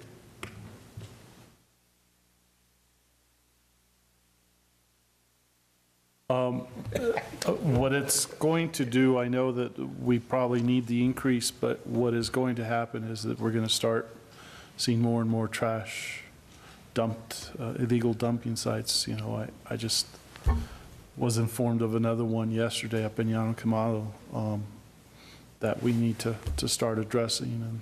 And popular site. it's a very popular site, and so we'll have to address that in the next year as well as to how we're going to address illegal dump sites and how we're going to be prosecuting people, or how we're going to get people who do the illegal or create the illegal dump sites prosecuted through our court system.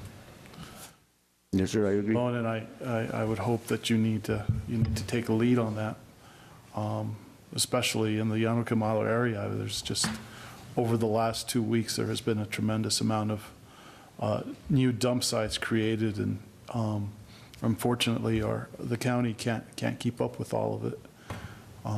But it's definitely something that we have to do. Mr. Chairman, Commissioner, Mr. Romero, I just wanted to address that fairly quickly. We're in the process of actually doing that. We've identified these legal dump sites. Mr. Martinez and his staff have been out there taking pictures. We also have been talking with our district judges. We've been coordinating with our sheriff's department to help with the training on that. And we've actually sent some staff already to some hazmat training and other trainings available. As you're well aware, the commission's aware, we actually go through the illegal dump sites. We actually pull out paperwork, name, social security numbers of individuals that are dumping there, and then we go out to their homes and address them with law enforcement, or sometimes if law enforcement is not available, then we go out by ourselves. So we're in the process of doing that. The enforcement part of it is something that we're pushing forward. Judge Shannon has been very helpful in this process, and we're actually putting some paperwork together to actually have citations in triplicate form processed and ready to go so that we can start that process. So we have done that. We've also done some training with state police and are also trying to enforce the tarping at all of our transfer sites and at the main sites also. Okay, there is a motion, there is a second. Madam Clerk? Just, can I, and I just want to, you know, I have a little heartache with the $20, but, you know, I understand, you know, the price is going up, but, you know, I mean, if, you know, there's several people within our community that own more than one house, and they generate very little trash because they're very diligent in reuse or recycling. And, you know, I'll speak for myself right now. I mean, I get 7 of those cards, and I have a dumpster, and I pay for the dumpster, and I still get 7 cards, still get charged $120, and they sit in a drawer. I mean, you know what? I mean, and I'm not the only one in the community. I mean, I hear it all the time. You know, there's a few little old ladies that say, you know, I pay $120 a year, and I generate this 1 bag of trash a week, and I'm paying that. Plus, I'm paying a dumpster fee. Is there a way that we could, you know, mitigate some of that? Mr. Chairman, Commissioner Barone, Mayor Barone, the issue is that, you know, we're not passing on these fees in order to make a profit. We're passing on these fees in order to continue operations. The reality of that is those fees are passed on to us by the board. We've talked to the board because in reality, Taos County has recycled more trash within the last 2 years than we actually have dumped at the dump site, but yet our fees have gone up because of the recycling that we've been doing. At the infrastructure conference last week, Mr. Jaramillo and myself spoke to a lady that was down there that's going to come up and visit with us. It's actually already met with Edward on several occasions, and we continue to try to do the recycling portion of it, but we don't actually collect too much money from that side. But unfortunately, on the flip side of that is that our tipping fees continue to rise. And because of that, I mean, unless we want to subsidize it from the county side, which we already do as far as mechanics go, as far as vehicles and staff, we have to sort of keep up with the going trend. I understand the concern in the generation of how much trash, but we also have trash that is illegally being dumped that's also taking our manpower, our time to go in, clean up, investigate, look at that. And so, you know, this community really needs to come together to report the illegal dumping, to hold people accountable for that, and hopefully work together on a whole recycling program that we could hopefully lower those costs for this community eventually. The other possibility is that some kind of energy generation system where we could actually burn trash or put trash into a generator. That's very expensive, but other communities have done that, and we could consider looking at that as a possibility. I know Commissioner Romero was very enthused at one point, and it's something that we're looking at as also banning plastic bags from our different stores in order to reduce that level of trash. But unfortunately, the flip side of that is that then it costs more to operate the cells at the transfer sites or at the dump station because you're not processing this much trash in that. So we really have to take a more global look at that, and staff will be meeting with some of the experts in that area to try to get those accomplished. And that's why I brought it up, because, you know, we actually get penalized for recycling. I know. The fees go up because we recycle more, and we just got to find better avenues to, I guess, get rid of our recyclables so that it becomes profitable so it helps reduce. And then the other reason I brought up earlier too is, when we talk about free cleanup, it's really not free. Somebody's paying for it. The county is subsidizing that, yes, sir.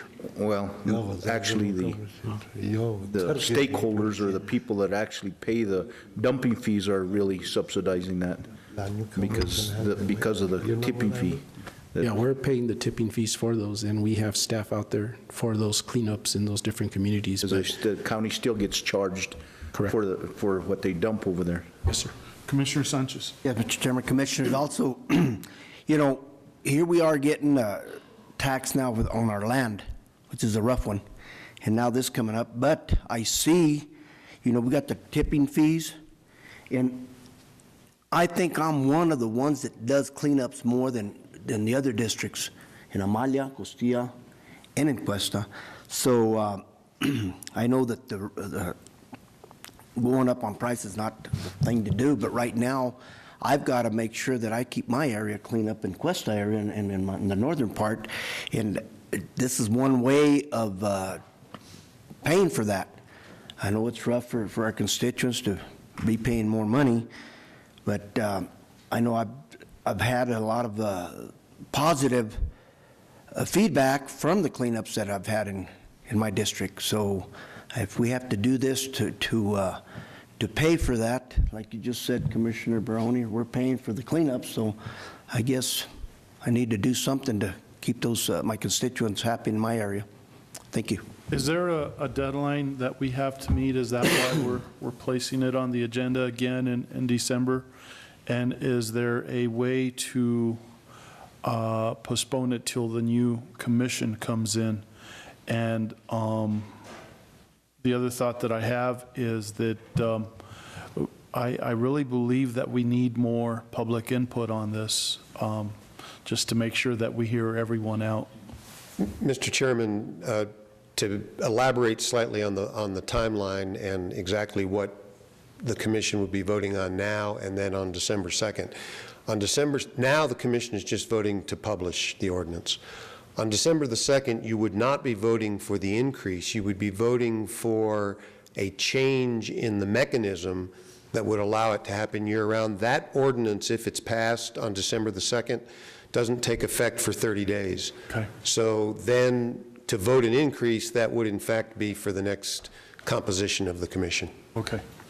So nothing special has to be done. That's just the way the timeline would work out. Okay.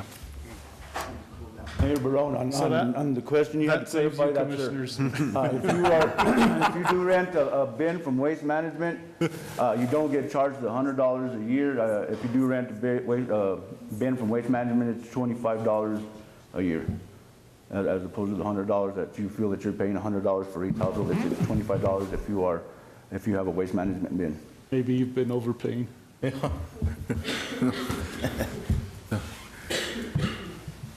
Okay, thank you very much. Abby, anything from your perspective? Okay. And I just want to commend them. They do a very good job. I mean, I see even enforcing the tarping. I see you guys all over the place. Thank you for what you do within our community. This is one of those departments years ago when we started. It was one of those that was declining. The department has really come up to par, and thank you guys for what you guys do. I echo those. In regards to Mr. Commissioner, about the illegal dumping, our code enforcement is out there in full force. We've caught these people. They have gone and picked up we give them the chance to go pick up their illegal dump sites before we actually start citing them. As our standard operating procedures, we do have that in our procedures that we got to give them the benefit to go pick up their debris, and then if not, then we will take it to the courts and let them deal through Judge Shannon. You're going to love the latest site. Create multiple meat pizzas out of what you'll see there. I echo Commissioner Barone's sentiments as well with regards to solid waste and how the staff and management have been able to bring it from a program that was in fact losing money, and we had great difficulty in being able to collect those fees from our constituents to where it's at now. And unfortunately, we do see that need to to keep on raising those fees as well. And I don't want to say at this point whether I support it or not, but definitely we need to come up with better ways of mechanisms of how residents are being charged those fees, so that there isn't a question that they're being overcharged or undercharged.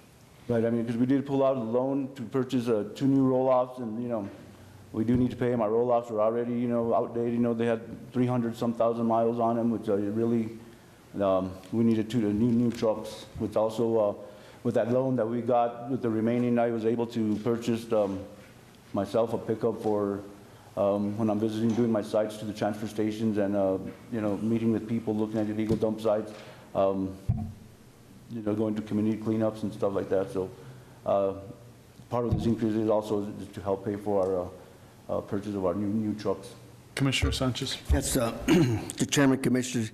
Edward, you go out and pick up the trash. You got addresses on there, you know. I wish there was a way we could do it, and this is down on my road. You know, we got the fast food from Taos, and I find it on my road in Cuesta. You probably remember that, Jim. I wish they could, the fast food restaurants would put their name on them so I could find out who's throwing the same bags down every day. That's the same individual. That's crazy. Thank you, Edward. Thank you. Thank you. Madam Clerk, go ahead. Yes. Yes. No. This is just to publish, correct? Yes. Yes. Okay, we'll move on to item B. This is discussion, consideration, decision regarding resolution number 2014-49, a resolution supporting the 2015 legislative priority of the New Mexico Association of Counties, seeking reinstatement to the sunset clause in Senate Bill 268, and ultimately removing the county's obligation to pay into the SNCP or to fund the state Medicaid program. Mr. Archuleta. Mr. Chairman, Commissioners, you have the resolution in front of you, 2014-49. I know there's been some discussion among the commission reference this resolution. Taos County has fared well with the safety net care pool. The problem that we have is that HSD has now not budgeted any more money for this, and so there is actually a shortfall at the state level on this. And at this point, if you've been following any of the legislative processes, the governor and the legislature, the LFC, has been looking at targeting, again, the county and moving them from a 1/12 to a 1/8 reimbursement rate, which would take us up to anywhere close to about 1.2 million for Taos County if that was to be done. The other thing that they're targeting and looking at is our DWI funds within the counties. And so what the New Mexico Association of Counties is doing is actually trying to come together so that the association is telling the state legislature that, you know, the safety net care pool is in place. We've had our negotiations with HSD on this, and we want to continue moving forward on this so that we could get the 3-to-1 match at the federal level. But we can't just do this on the backs of Taos County or the counties, the 33 counties around the state of New Mexico. And so this resolution basically does put an end to it after a 4-year period so that there could be a renegotiation of the safety net care pool, and so that the actual state will actually pay into this, and it's not done on the backs of the county. I stand for questions. Commissioners? Thank you, Chairman. If they take away the requirement to pay 1/12, right now they're having a hard time coming up with the match as it is. How would that work? I mean, if the counties don't contribute anything, then how would the safety net pool ever be funded? Well, Commissioner, actually, what the counties have been asking is for the state to step up. HSD had the money last year in order to do that. They moved that money from their budget and basically disappeared, and at that point, they said the counties are going to have to do it on their backs. The other thing that's been going on is that HSD has the right to write the formula. And so based on the formula, it's not set into Senate Bill 268. And so those are the issues that we're trying to say, let's move this forward, let's be upfront and consistent about it, but also you can't do this on the back of the counties. The counties are already strapped as it is, and because the governor is not willing to pass a tax under her administration, at the state level, then she needs to figure out where that money's coming from. And it comes from HSD's budget. It's just that they're not willing to pull that money out at this point. And so now they're just starting to target other avenues, which is take us from a 1/12 to a 1/8, or also target our DWI funds and take that money from the counties and DWI. Well, it says ultimately to remove the county's obligation to pay into SNCP. You know, the current formula works for us, and so if it's our ultimate goal to stop paying the 1/12, I don't see how it's going to work. I mean, you know, I'm hoping that HSD comes up with the money that they've been mandated to come up with, and that they maintain the formula for another 3 years. I think that's what's on the table. That's correct. 3 years with a 1-year extension, yes, sir. 3 years with a 1-year extension, that would work for us really well. But if our ultimate goal is to stop paying anything, I just don't see how it's going to work, and Tammy's ready to tell me how. Commissioner, Chairman, Commissioners, I just want to make it very clear that the 1/12 that the county is obligated to, it is not guaranteed that it's going to come back to Taos County. So even if they go after a 1/8 and it's approved, it's not guaranteed. And the formula is also administratively done through HSD, and that can change at any time. Even the formula, when they created it, it's not guaranteed that it's going to stay there for 3 years or until the sunset. Basically, my take on putting in the sunset clause is to kind of monitor the program and the funding, and at that time, when right before the sunset clause comes in, then we'll have more of a bigger picture of what's really has transpired with healthcare, because we also have to keep in mind that yes, the smaller hospitals are getting a big chunk of the pie, but the larger hospitals are getting less. And there's qualifications that the small hospitals have to meet. Now, when they don't meet those qualifications, what HSD has stated was the money that the smaller hospitals don't qualify for, the larger hospitals will be able to tap into those reserves. So it's a challenge. It's going to be a challenge, and I do think that the sunset clause should be in there, just because we don't know. It's new. We don't know what's going to happen in the future. There's a lot of unknowns, and HSD, I guess I really wouldn't have a problem with it if the formula was in the bill, and there's a reason why it's not. Time for questions. I have a question for Mr. Archuleta. When you said that they might target the DWI monies, then how much are you talking about? Mr. Chairman, Commissioner Judan, we don't know at this point. All we've known is that the administration out of the governor's office is now asked to look at the DWI money to make up the shortfall for the safety net care pool. And so they're going out right now and figuring out how much DWI money is being put out throughout all the different counties, how much they can pull to make up the difference. I believe the difference is 16 million that needs to be made up overall, I believe, in order for us to meet the match of what the state government is wanting to match at the federal level. And so those are issues that are concerning because, again, as we found out during the last legislative session, and the Association of Counties, banded together on this whole issue, was that the administration made these changes on the backs of the counties. They didn't take any responsibility for it, yet they were making the decisions, yet they were moving forward. And I do agree with Commissioner Blankenhorn that Taos County fared well in that process, and we actually were able to bring in more money. But initially, when they were talking about the 1/8, one of the first questions that we ask is that we just want to guarantee that the tax dollars paid out of Taos County, whether that's a 1/8 or a 1/12, actually come back to this community. And HSD stood there and said, absolutely not. We are not going to guarantee that that's going to happen. Yep. We fared well, and we did get that money back, and that's a good thing. But we're just uneasy and unsure about this. There's a reason why that sunset clause was taken out, and because HSD has not put in their budget to take care of the $16 million, it's basically going to come out of the county's budgets at this point. And if we don't write a sunset clause into there, we're not going to have a right to change it later on. It's going to be written in there. So. But when I asked the question about the DWI, so say they cut, no, I don't think she'll cut it completely, but she might cut like 1/3, 1/2, no?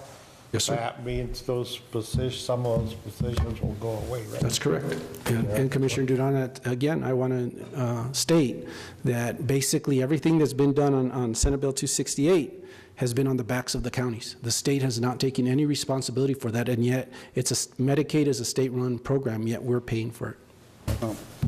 But the thing is that we put in 500 grand and we got 7 million back. So we got, a 14-to-1 match, and we used to get a 3-to-1 match. So the reason that it worked out that way, the reason that they structured the formula in that way is because there were rural hospitals that were in trouble and that could have gone under. And the big hospitals got less, and the rural hospitals got more in order to save those rural hospitals.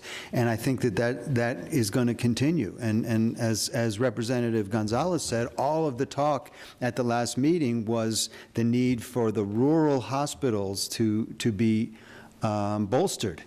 And so that just helps Taos County. And I think that this is one of those resolutions that's being pushed by, Farmington and some of the bigger hospitals that feel like they're getting the short end of the stick. And it's true that they are getting the short end of the stick, but the fact is they can also afford it. They can maintain.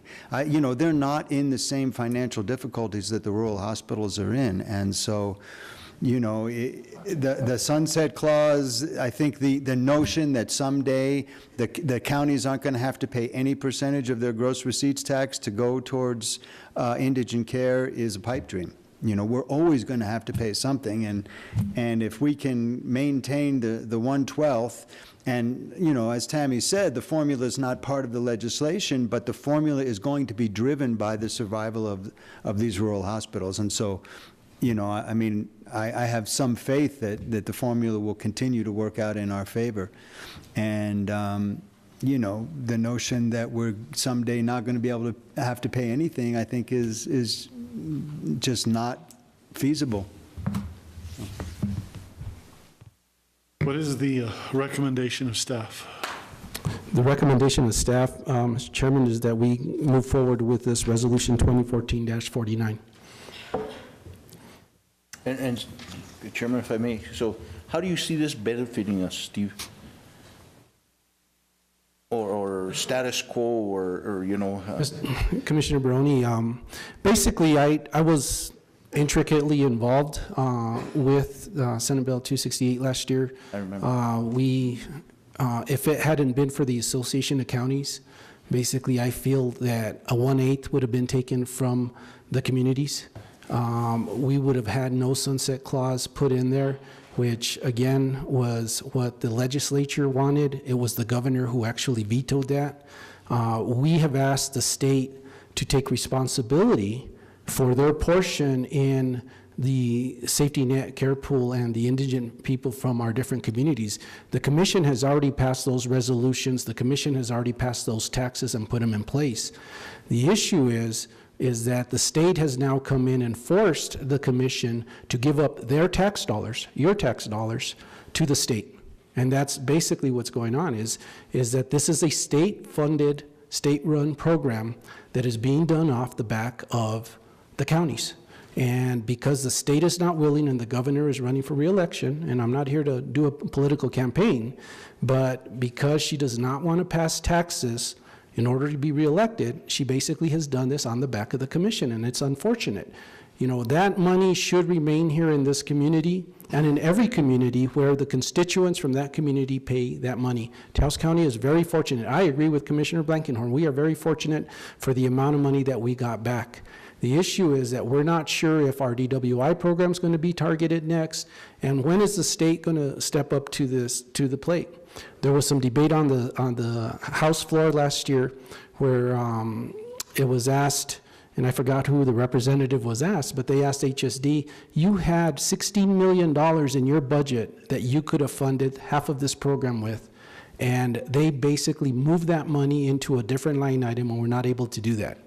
You know, Commissioner, I understand that we got a 7-to-1 match, but we also know that there's $86 million sitting on the federal table right now that the state's not willing to leverage on a 3-to-1 match for the people of the state of New Mexico. And so, yeah, it's a quandary on some level. And, you know, we want to protect the county as much as possible. We don't feel that, you know, what's next? What's the next tax that they're going to come after for the counties and take it to the state level just because they're not willing to pass a tax on their levels for their political gain? Well, if I get one more, and I promise I'll shut up.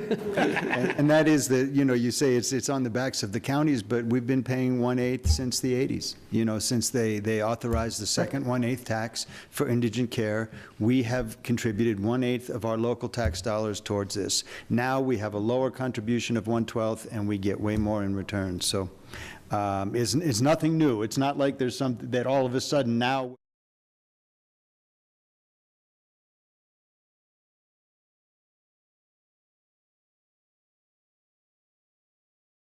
That to our hospital directly like we used to. If a commissioner has a problem with one of his constituents saying that their wait time is too long at the hospital, that there's issues at the hospital, that there's concerns, because we control the purse strings at our local hospital, we were able to go back to that CEO and say that. That control has been lost from the counties at this point because the only purse strings that's tied to that hospital, and Ms. Jaramillo can tell you, who they approve for indigent care, how they approve the indigent care, all of those things has now been turned over to the hospital through the state level. And the state and the hospital are negotiating those differences with our tax dollars. And you're absolutely correct, and I agree with you. I'm not arguing the point. I'm just saying that at some point we need to retain that local control if possible to make sure that we are meeting the needs of our constituents from this community and not the state, because the state doesn't care. I'm going to break my promise. I mean, when we had control, we got a 3-to-1 match. Now, you know, we don't have control, we get a 14-to-1 match. So, you know, the numbers are really hard to argue with for us. And now I'll rest. Okay, was there a motion? Is there a motion? No. So moved. Second. Madam Clerk? This is recommendation of staff. No. Yes. Yes. Recommendation of staff, Steve? Recommendation staff is that we pass resolution 2014-49, Mr. Chairman. I'll be leaving you with this, so yes. Yes. Okay, we'll move on to the next item, item 9. This is budget matters. Can we take a 5-minute break? You need a 5-minute break? Yeah. Okay. So moved for a 5-minute break. Second. Thank you. Yes. Yeah.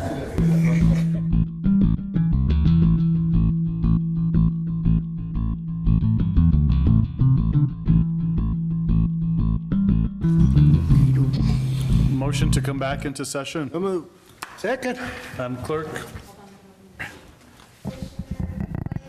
Yes. Yes. Dan, tell them we're starting. Yes. Yes. Okay, we'll move on to item 9. This is budget matters. Item A, first quarter financial review. Mr. Leandro Cordova, Finance Director. Mr. Chairman, Commissioners, thank you. I wanted to present this last meeting and I didn't get a chance, so I'm happy to give it to you now. The first presentation will just be kind of an overview. I'm going to go through each of our major funds, and then the detail is on another, that both of them were provided to you, and I'll stand for questions on the other detail and stuff we'll go through, but I'll probably spend a little extra time on solid waste based on the conversation we had this morning. So first I'll start with the general fund. Basically what I wanted to illustrate with this graph is your beginning cash. You'll see the last 3 years, which is at the end of the first quarter. We're comparing end of first quarter 13, 14 to 15. So you can see beginning cash this year was lowest that it's been in the last 3 years. Our revenue, though, was a little bit higher. We're up at 870 on revenue. Expenditures are down slightly from last year, but what's most important I would like to point out is the transfers in and out. This first quarter, we were able to get a lot of money from grants back into the general fund. We did about $150,000 worth of transfers back into the general fund from loans, temporary loans that we had given to grants. So that was something substantial. I know that's something that the commission had wanted to see, that money was going back in. And another thing just to mention on that is we're also administering these differently. We've been in communication with the treasurer's office, and now when we come before you to establish the fund for a new grant, we request the temporary loan that we need, but we only pool as needed. So instead of taking the whole $50,000 out of the general fund, if an invoice comes in at $10,000, we only take $10,000. We pay that invoice and we start seeking reimbursement. Ideally, we get the reimbursement back before we have to ask for any more from the general fund. So that's kind of our approach to not having so much outstanding from the general fund. Next, look at public works. Beginning cash was a little higher to start with. Our revenue is right on par with last year, basically just a little bit, a couple $100 less. Expenditures are slightly down to the end of September. However, I'll note right now that all of our projects that were done in late September, early October were paid for in October. So we did draw down a lot more in the month of October for public works. Transfers in so far has only been $200,000, so that's down slightly from last year at this time, and we have a comfortable ending cash balance. The detention fund, we've seen a lot of progress with the detention fund. Beginning cash, you see that starting last year, we tried to put enough beginning cash in at the beginning of the fiscal year to carry us through until we start collecting taxes, property taxes. And you'll see revenue is down slightly from last year, but still up from 2 years ago. Our expenditures are what are down considerably from last year at this time. We're at $752,000 last year at this time. Now we're about $620. So I think that's, and as well, transfers in at this time are down. We've only had to put in $100,000, and that didn't actually come from the general fund. That came from correction fees. So ending cash looks low, and of course, in the month of October, we did have to put some money in. We had 3 payrolls and those kinds of things, but the detention is operating a lot more efficiently than it was last year at this time. Solid waste. This is what gives me a little heartburn. This is what kind of makes me pull my hair out looking at what we're facing when it comes to solid waste. You see our beginning cash this year was higher than in the past. Revenues are slightly down, but relatively on par with last year. But the expenditures have gone up. And like I mentioned, about $16,000 of that's attributed directly to the tipping fees at the landfill. So ending cash, you see at the end of the quarter, we had $141,000 still in the bank in ending cash. Excuse me, Leandro, what's the rest of it? $16,000 for tipping, but it's a $34,000, so what's the other $18,000? If I could get the detail, and if I could get through this one, I'll show you all the detail in the next presentation. I'll really focus on the expenditure so you can see. Okay, sorry. No, that's fine, and it's a great question. I want to show you, like I said, primarily it is the tipping fees. That's one of our largest expenses altogether. Maintenance of vehicles was another large one because we had some vehicles that had gone into maintenance at the end of last budget year but didn't get complete until this budget year, so we ended up spending this year's budget on stuff that had began in the previous budget. So they have spent a lot in maintenance to get their older vehicles on the road and operating well to complement the new vehicles that they now have. So What I think is most important about this is that we're not in the red yet. We still have 141,000 in the bank at the end of this quarter, but you see that's down from last year at this time and down from 2 years at this time. We had done a lot, and everyone complimented our solid waste this morning, and I will compliment them as well. They've done everything they can to bring in new customers to help increase revenue. We may not be making money on, or as much money as we would like from recyclables, but they're working on it. They're taking metal now, and they're getting a lot more money from metal recycling. They have 5 bins that are ready to go down to Santa Fe, and that could be as much as $20,000 that they're putting back into their budget and finding ways to do it without having to raise fees. Raising fees isn't what they wanted to have to do either, but it's something that we obviously have to face now, or we're going to be in a worse situation later. I would rather you be able to make a decision. We could comprehensively look at the fees. If $20 is too much, let's look at tonnage versus dollars. Every one of you commissioners has raised a good point today, all things that we've thought about and what we are discussing. But today, the first part of this was just to give you guys the ability to raise rates anytime during the year. To me, that ordinance only allowing you to do it in the first quarter just ties your hands, because what if tipping fees went up in the middle of the year? What if fuel costs really just accelerate? And that's our other major cost in solid waste is fuel. You guys should have the ability to meet those needs as soon as they come up. So that's the snapshot on solid waste. Getting to our other enterprise fund, the other business that we run is EMS. This one continues to just get better. You'll see our beginning cash at the beginning of the year was up to 175. I want you to look at our revenue. Last year at this time, we had only billed 214,000. We're already billing 413,000 for this quarter. Transfers in, we haven't had to yet. We just haven't had to. They're taking care of themselves, and they have a higher ending cash balance than they have in the previous years. A lot of it has to do with problems that we heard about at the hospital. They're doing more transports, but they do them efficiently, and we bill correctly. They've sent their office manager and billing clerks to training to make sure we capture as much of the billing as we possibly can, and they're doing a good job in that. So kind of the tale of two enterprise units. Our solid waste, our EMS are both businesses. We need to run them like businesses, and as soon as we see problems, I need to bring it to your attention so you guys can make those business decisions. So next we'll go into the more detailed presentation so you can see more of the detail behind the fund.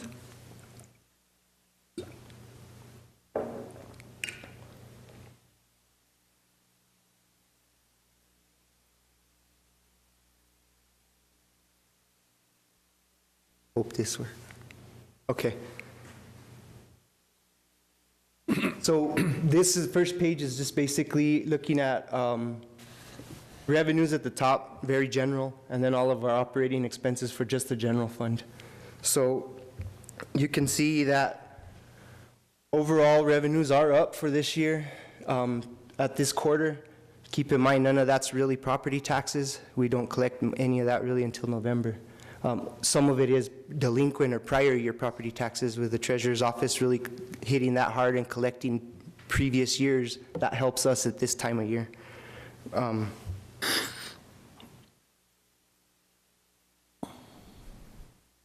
The overall operating expenses are only slightly down, but they are down, and I think that's significant for us.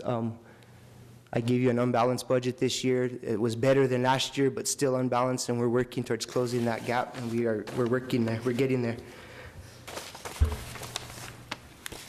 This is more detail on just revenue for the general fund. I'm going to kind of go through the general fund quicker. If you have any specific questions, if you want to see one of the 8 commissioners or probate or any of those categories, let me know. Otherwise, I'm probably going to move down into solid waste, because I know that that's kind of the discussion that we've been. But overall, and I'm going to mention that the entire county has come together. I feel that every department head and elected official understands the situation we're in, and they're all working to help us. And I think that's what it's going to take to get our budget closed. Is it a team effort, everyone understanding that we're in the same direction, heading in the same direction?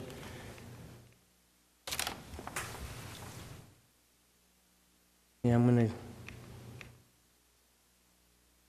here we go, the solid waste. This is where I want to show a little bit more detail.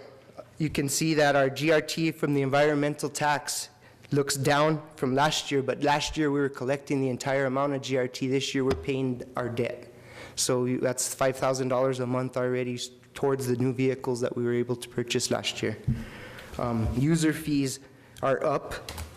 They're up based on just capturing more people. And our administrative staff at Solid Waste does a great job of that. They go out and look for people. They're working and communicating with our assessor's office to make sure that we are capturing everybody that needs to be paying.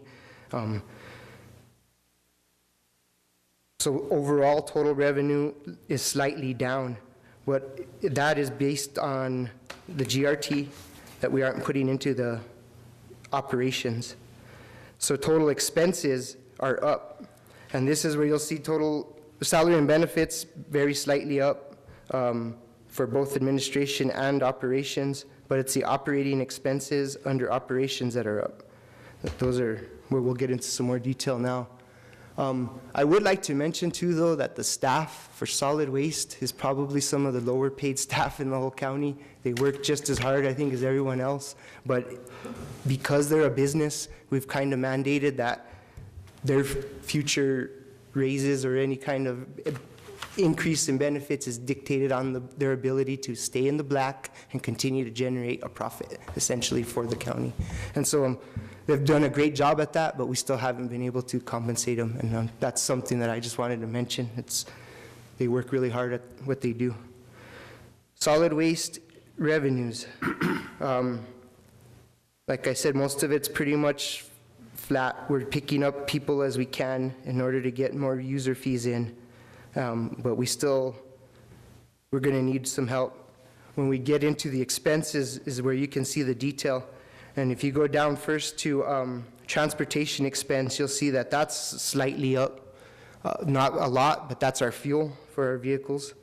You go down a little further to maintenance and vehicles, you'll see that we've gone from 7,700 last year at this time to 22,400, almost 22,500. Like I said, a lot of that was putting our older vehicles into, bringing them up to the standard of the new vehicles so that they will be able to be used. He doesn't have very much left in that line item for maintenance, so that's something that you may see later on in the year is a budget adjustment to increase that if needed, but we're hoping the new vehicles won't need as much maintenance. Going down even further to the town of Taos landfill, and that's where you'll see the tipping fees. Last year, this time, we had paid $61,800 into tipping fees. This year, at the end of September, it was $77,000. So there's your $16,000 increase on the quarter, the largest increase in our largest operating expense. Everything else is basically online. We've spent what seems like more in safety equipment, but we just bought it earlier in the year than we did last year. And workers' compensation premiums have gone down slightly, and which is another one of our largest expenses. So you can see really the only major expense in that solid waste fund is tipping fees, and if that goes up, it's going to affect us. There's just no way around that. So if you don't have any questions, we'll keep on going. Solid waste administration, we separate it from the operations, but you can see that's basically flat. We're not changing much there. Now if we get into the EMS, some more detail on EMS, change our minds around to the positive of this, charges for revenue. You can see that charges for services went up from $214 last year to $273 this year. The other revenue is the money we get from the hospital for the ambulance. So that $140,000 adds a lot to why it looked so good in the revenues. But we're still collecting better than we were collecting last year. But the $140 really is what made it look like we had collected tons more than we did last year at this time. We didn't get that this last year. So now we have the $140 in for the ambulance from the. Our salary and benefits for Taos has gone up by 1%. Penasco's flat. Operating expenses in Taos have gone down by the same 1%. And Penasco's gone up, but not enough to really hurt them. So total expenses, they are a little higher than they were last year. this time.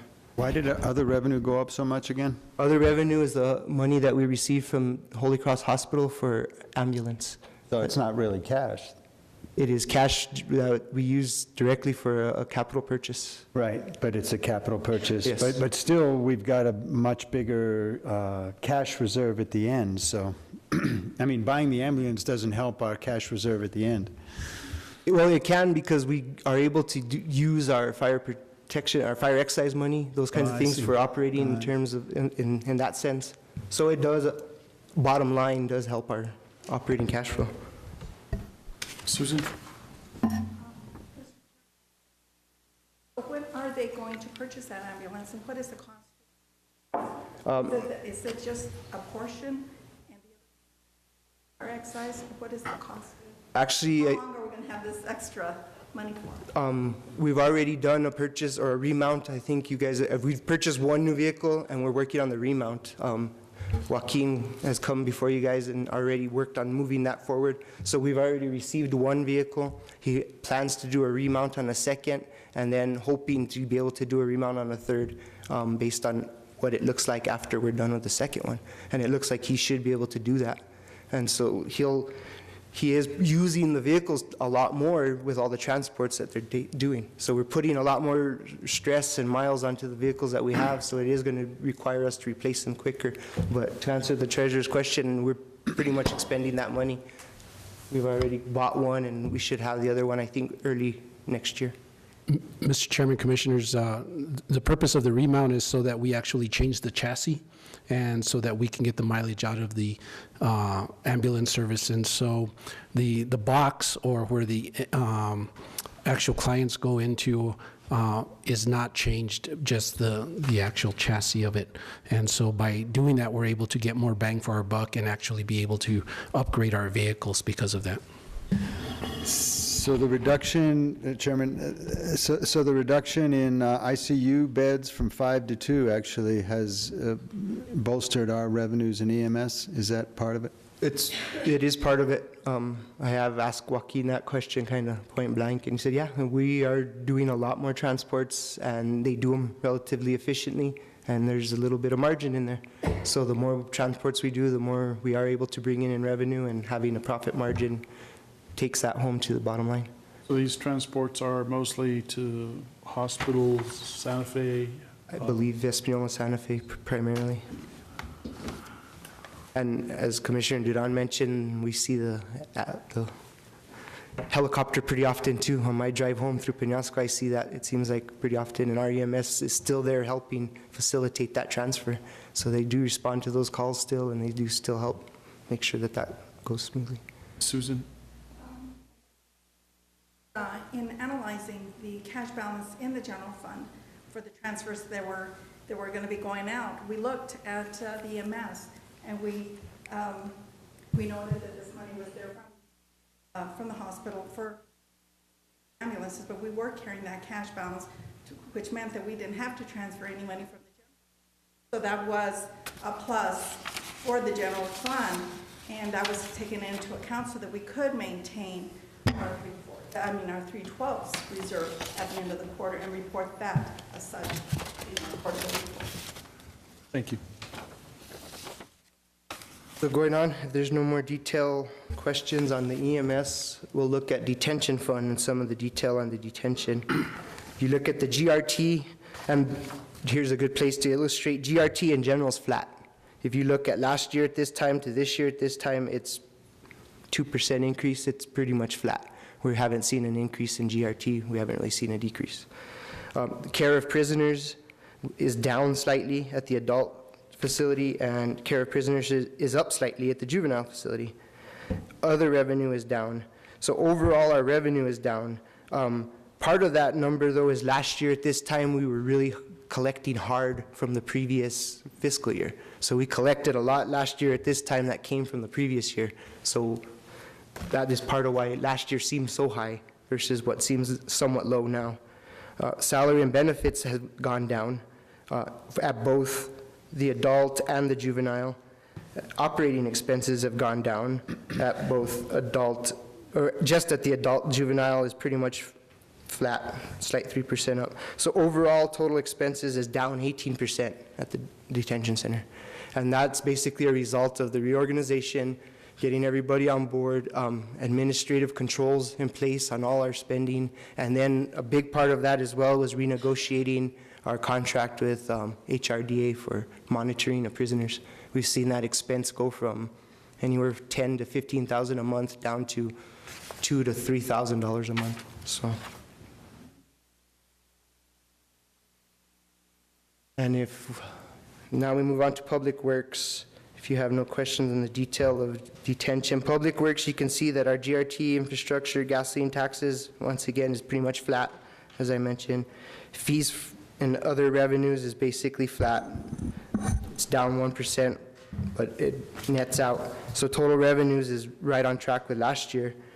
Salary and benefits are slightly up from last year. Operating expenses are down, and total expenses are down.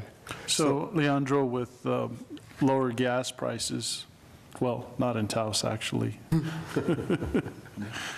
somewhat little lower, we'll see less GRT. No, I don't know if that's true. In fact, I think it may be, I believe the gasoline tax is a set amount. It's so many cents per gallon, no matter what the cost is. So if you have a lower cost, you probably actually drive up volume, which probably drives up what we bring in. So the higher cost of fuel by supply and demand will probably lower what we bring in. A lower cost means more people fueling up here where we get to collect it. And so therefore, we hopefully get more of that. So lower fuel costs will benefit that, in my opinion. And lower expenses. It Yes. should lower expenses. Exactly, which is one of our largest expenses in Public Works, is our gasoline and fuel. Right. Is that reflected in the $23,000 difference there? In Public Works, 151 to 170, whatever that was? Let's take a look. Transportation expense last year at this time was just over 46,000. We're at 37.7 now. So yes, that's gas, yeah. That's a big chunk of where we are saving our money. Either that or they're grading roads less, I don't know.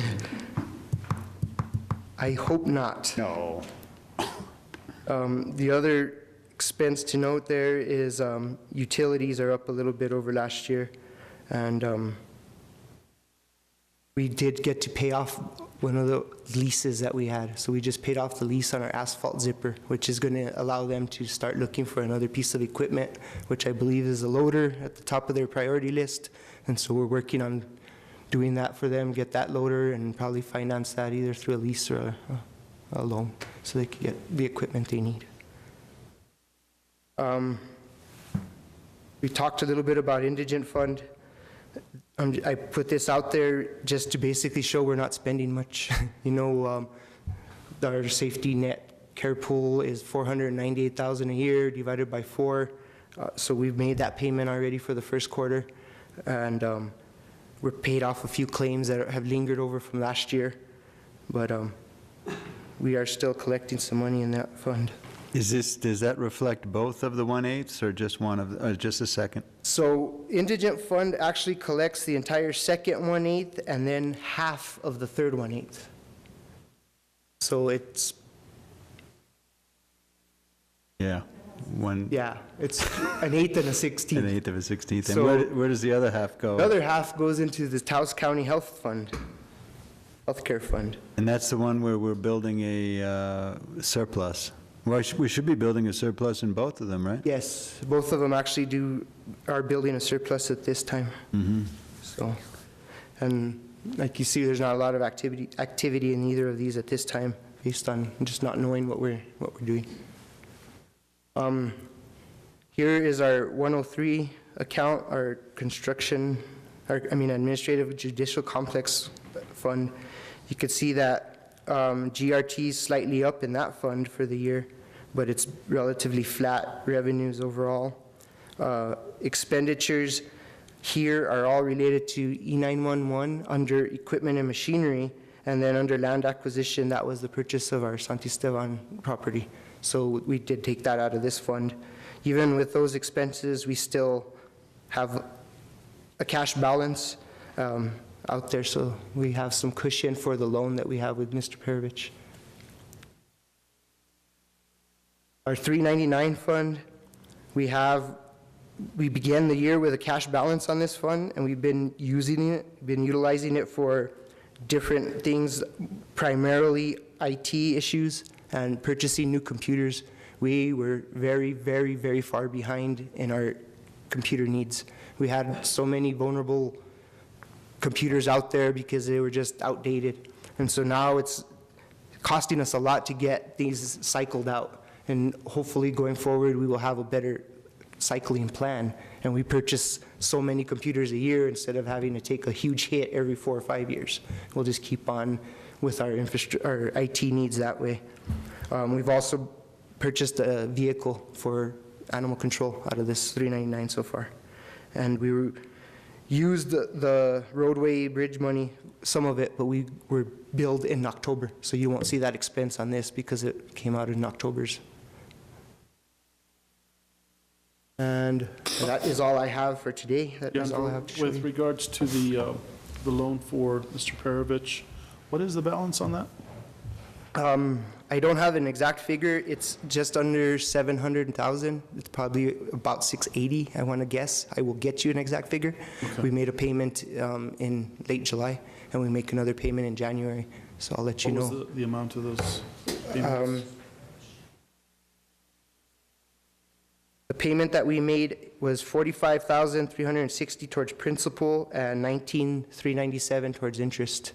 Didn't at one time we had an opportunity to pay those off in full, or to pay that loan off in full? We probably still have that opportunity based on the cash reserves that are there. It just, it would deplete that fund quite most of the way down, but I think we still have a balance necessary if the commission But chose. it replenishes itself. It has been replenishing itself, yes. And if we did do that, how much would we save? And I will get you the exact figure. You asked me a year ago, I think, and I want to say the savings was just over 6 figures. I'll double check now what it would be a year later and get you those exact figures for. Thank you. I can share it with the entire commission.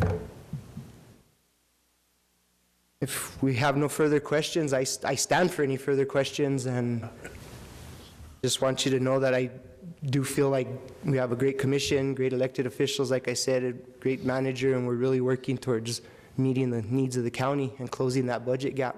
And next year should look a lot different. If we get through this year, next year will be a lot different, and there'll be a lot more decisions that can be made. And Assuming we get pilled. yes, we'll always keep our fingers crossed for that. Stephen? Oh, I had a quick question, if I might. So the gross receipts tax is actually 1-2% over year? Yeah, so far probably about 1%. Pretty flat, running around 800 per eighth, something like that? Yeah, and it's, honestly, it's looking, we are getting some benefit from some of the construction up north, it looks like. I track the entire county and every municipality within the county, so typically we track right along with the town of Taos. The county and the town probably have about the same GRT base. But lately, we've been doing a little better than the town, and you could pretty much attribute that to Cuesta doing better or Red River doing a little better. The ski valley, the lift at the ski valley? That's helped too, but we're always 2 months behind, so I'm just looking now at August. So, you know, I could see July provided better construction numbers, North and Ski Valley. I'm really looking forward to winter months at Ski Valley. I have a good feeling. I really do have a good feeling about it. I think there's been a lot of buzz. You hear people from the East Coast talking about how excited they are to come ski Kachina. And actually the same thing with Sipapu. Yes, exactly. That's another good point. I thought that was pretty cool to hear that they're expanding as well. I'd like to keep them, their base in Taos County, that corporate base. So. Okay. Steve?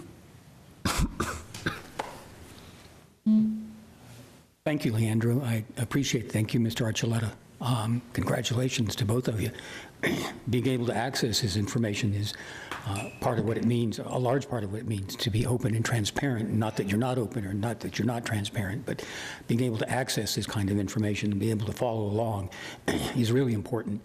And whatever money, time, and effort it took to accomplish this, it was worth it. And I imagine that now that you have a template, that it'll be easy to do from quarter to quarter, and it'll be easy for people like me, if I'm the only person out there, although Candace also appreciates it.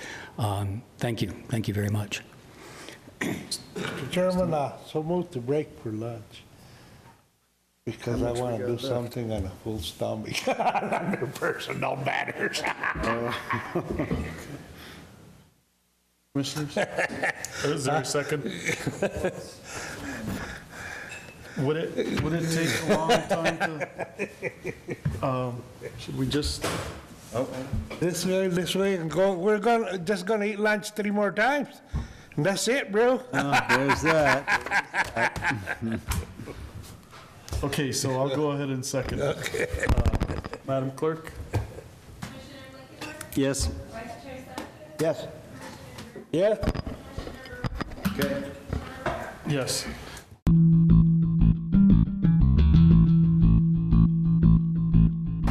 Motion to come back next calendar. Second. Madam Clerk? Yes. Yes. Yes. Yes. Yes, okay, thank you very much, Madam Clerk. We'll go on to item 10B. This is discussion considerations, decisions regarding the possibility of the Taos County participating in the Transportation Alternative Program and Recreational Trails Program.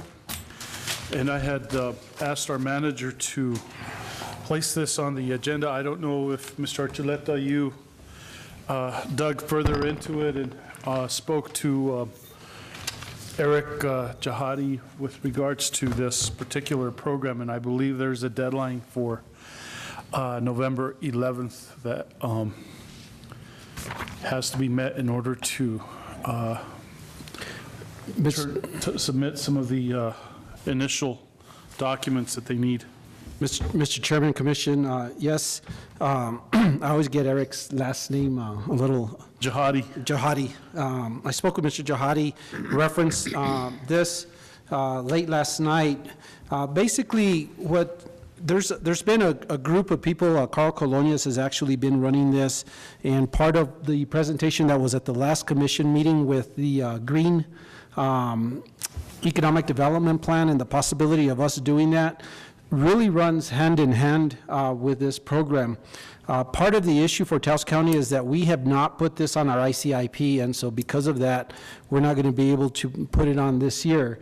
But what I would like to do is, if possible, is move forward in the direction of looking at the Economic Development Plan for Taos County, partnering with Rocky Mountain Youth Corps and possibly Mr. Carl Colonias on the proposed bike route plan that's out there. There is a stickler, and in December, the Taos Pueblo will be deciding whether or not they're going to move forward, because the reality of it is that it's going to go from the Youth and Family Center all the way through Taos Pueblo land out to Arroyo Seco, and then, if possible, they'd like to loop it back through Arroyo Hondo. But the stickling point is Taos Pueblo. There was a street right behind, and I forgot what the name of the street is off the top of my head, but it's right behind the Overland Sheepskin, where Taos Pueblo is considering giving easement so that they can keep it away from the highway, but keep the bike trail through that back area in order to loop it. So that's the information that I have at this point for that. It's something that we should put on our ICIP list, and it's something that I think that we should also continue to partner with them in the process of doing that. And also with regards to the Transportation Alternative Program, I believe that has to do also with the ability to apply for funding for the Middle Road project, which is going to be a collaboration between the town and the county. And I just want to make sure that our staff is aware of all of those deadlines. I know that Eric was hoping that there would be a meeting of the commission and the town, those entities that are going to be involved in trying to get the funding for particular roads like that, you know, in particular for us, the Middle Road. And so I know that what they're going to do from now on is The application process is going to pretty much consist of where applicants, entities wanting to get funding for a particular road will fill in an application, go through that process. And instead of it carrying through, if it doesn't get funded for the first year, that application will have to be resubmitted again at the beginning of next year. It used to be where once a project was placed on that list for the RTPO, then it would stay on there until it got funded or people decided to pull it off. Now it's the situation where you have to resubmit that application every year. Mr. Chairman, Commissioners, Commissioner Romero, is there a standardized application for that? Because Yeah. it's something that we should be filling out. We did see Eric at the infrastructure conference last week.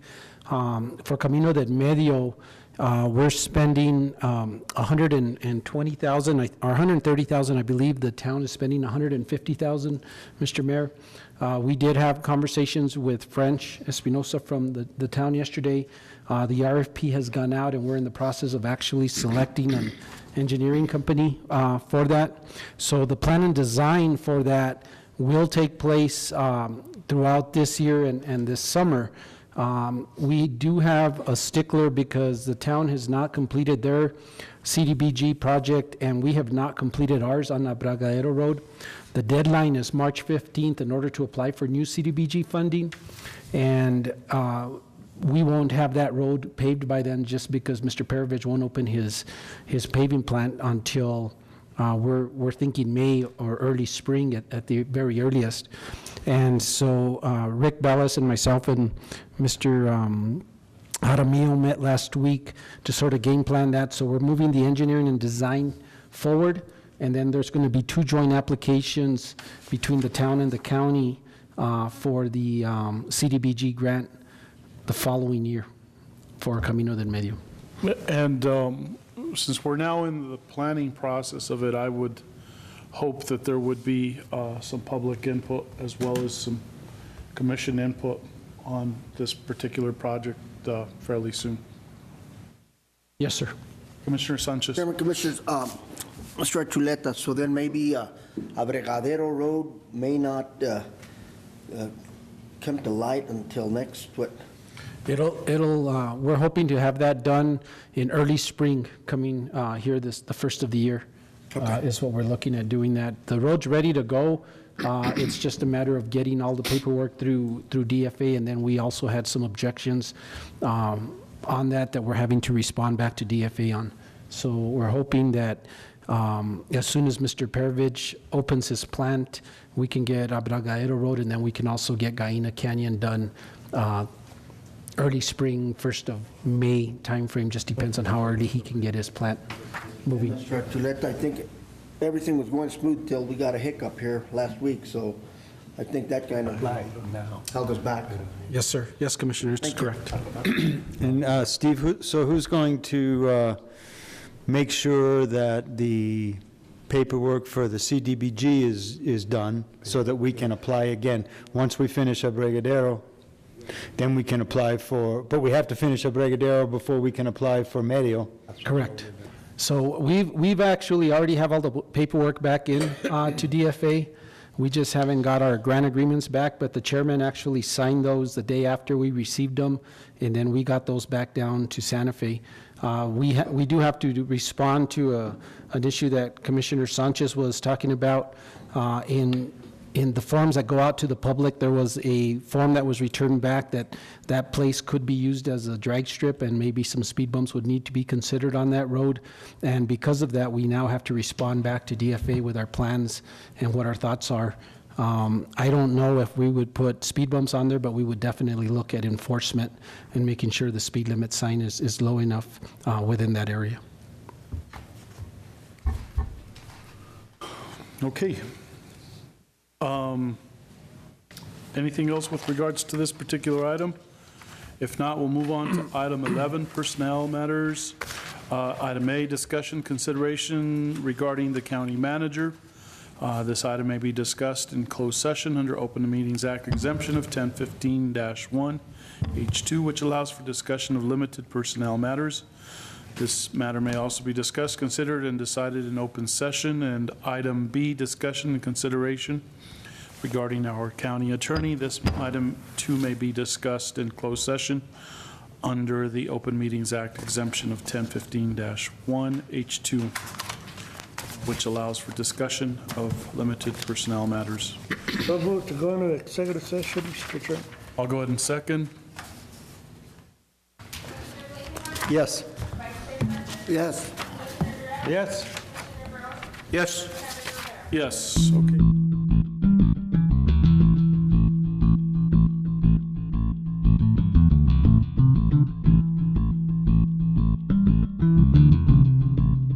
So move to come back out of executive session into regular session. Okay. Second. Okay. Madam Clerk? Yes. Yes. Yes. Yes. Yes, okay. The report on executive session. The County Commission met in executive session to discuss two matters pursuant to the exception to the Open Meetings Act 1015-1H2, personnel matters relating to the county manager and the county attorney. Those are the only matters that were discussed. No decision, no action was taken, but I understand there may be action in open session. So move to accept the county attorney's report. Second. Okay, Madam Clerk? Yes. Yes. Yes. Yes. Yes. Okay. Mr. Chairman, on item number, under the county managers, 11A? yes, I so move that we give Mr. Archuleta changes his contract from, to add that if he is to resign, that he will still get his 6 months severance pay. Second. Okay, does that cover all of? Mr. Chairman, and if you could add to that, Commissioner Duran, that you direct the county attorney to draft the new provision and give the chairman of the commission the authority to sign. Okay. I'll amend my motion to what the, to include what the attorney said. Okay, motion has been made. Is there a second? I'll second, and I'll amend my earlier second. Okay. Madam Clerk? Yes. Yes. Yes. Yes. Yes. Chairman, Okay. if I may, under item 11B, under the county attorney's report, I'd like to make a motion that we, there is savings within our budget, and Mr. Malone has been a very big asset to our, I want to say, to our facility, to our group, to the county in as whole, and I'd like to make a motion that we increase his base salary to 108 with also an increase to his severance from 3 months to 6 months. Okay, I'll go ahead and Second second. Madam Clerk? Yes. Yes. Yes. Yes. Yes. Excuse me, Mr. Chairman, if we could have the same instruction for the county attorney to draft that change and the chairman authority to sign. Inclusive in that motion, having the county attorney draft that agreement and giving the authority for the chairman to sign. Mr. Malone, should that be in the form of a motion in itself? Yes, that would be wise. Okay. I'll go ahead and second. Madam Clerk? Yes. Yes. Yes. Yes. Yes. So move to adjourn, Chairman? Okay, I'll second. Madam Clerk? Yes. Yeah. Yes. Thank you.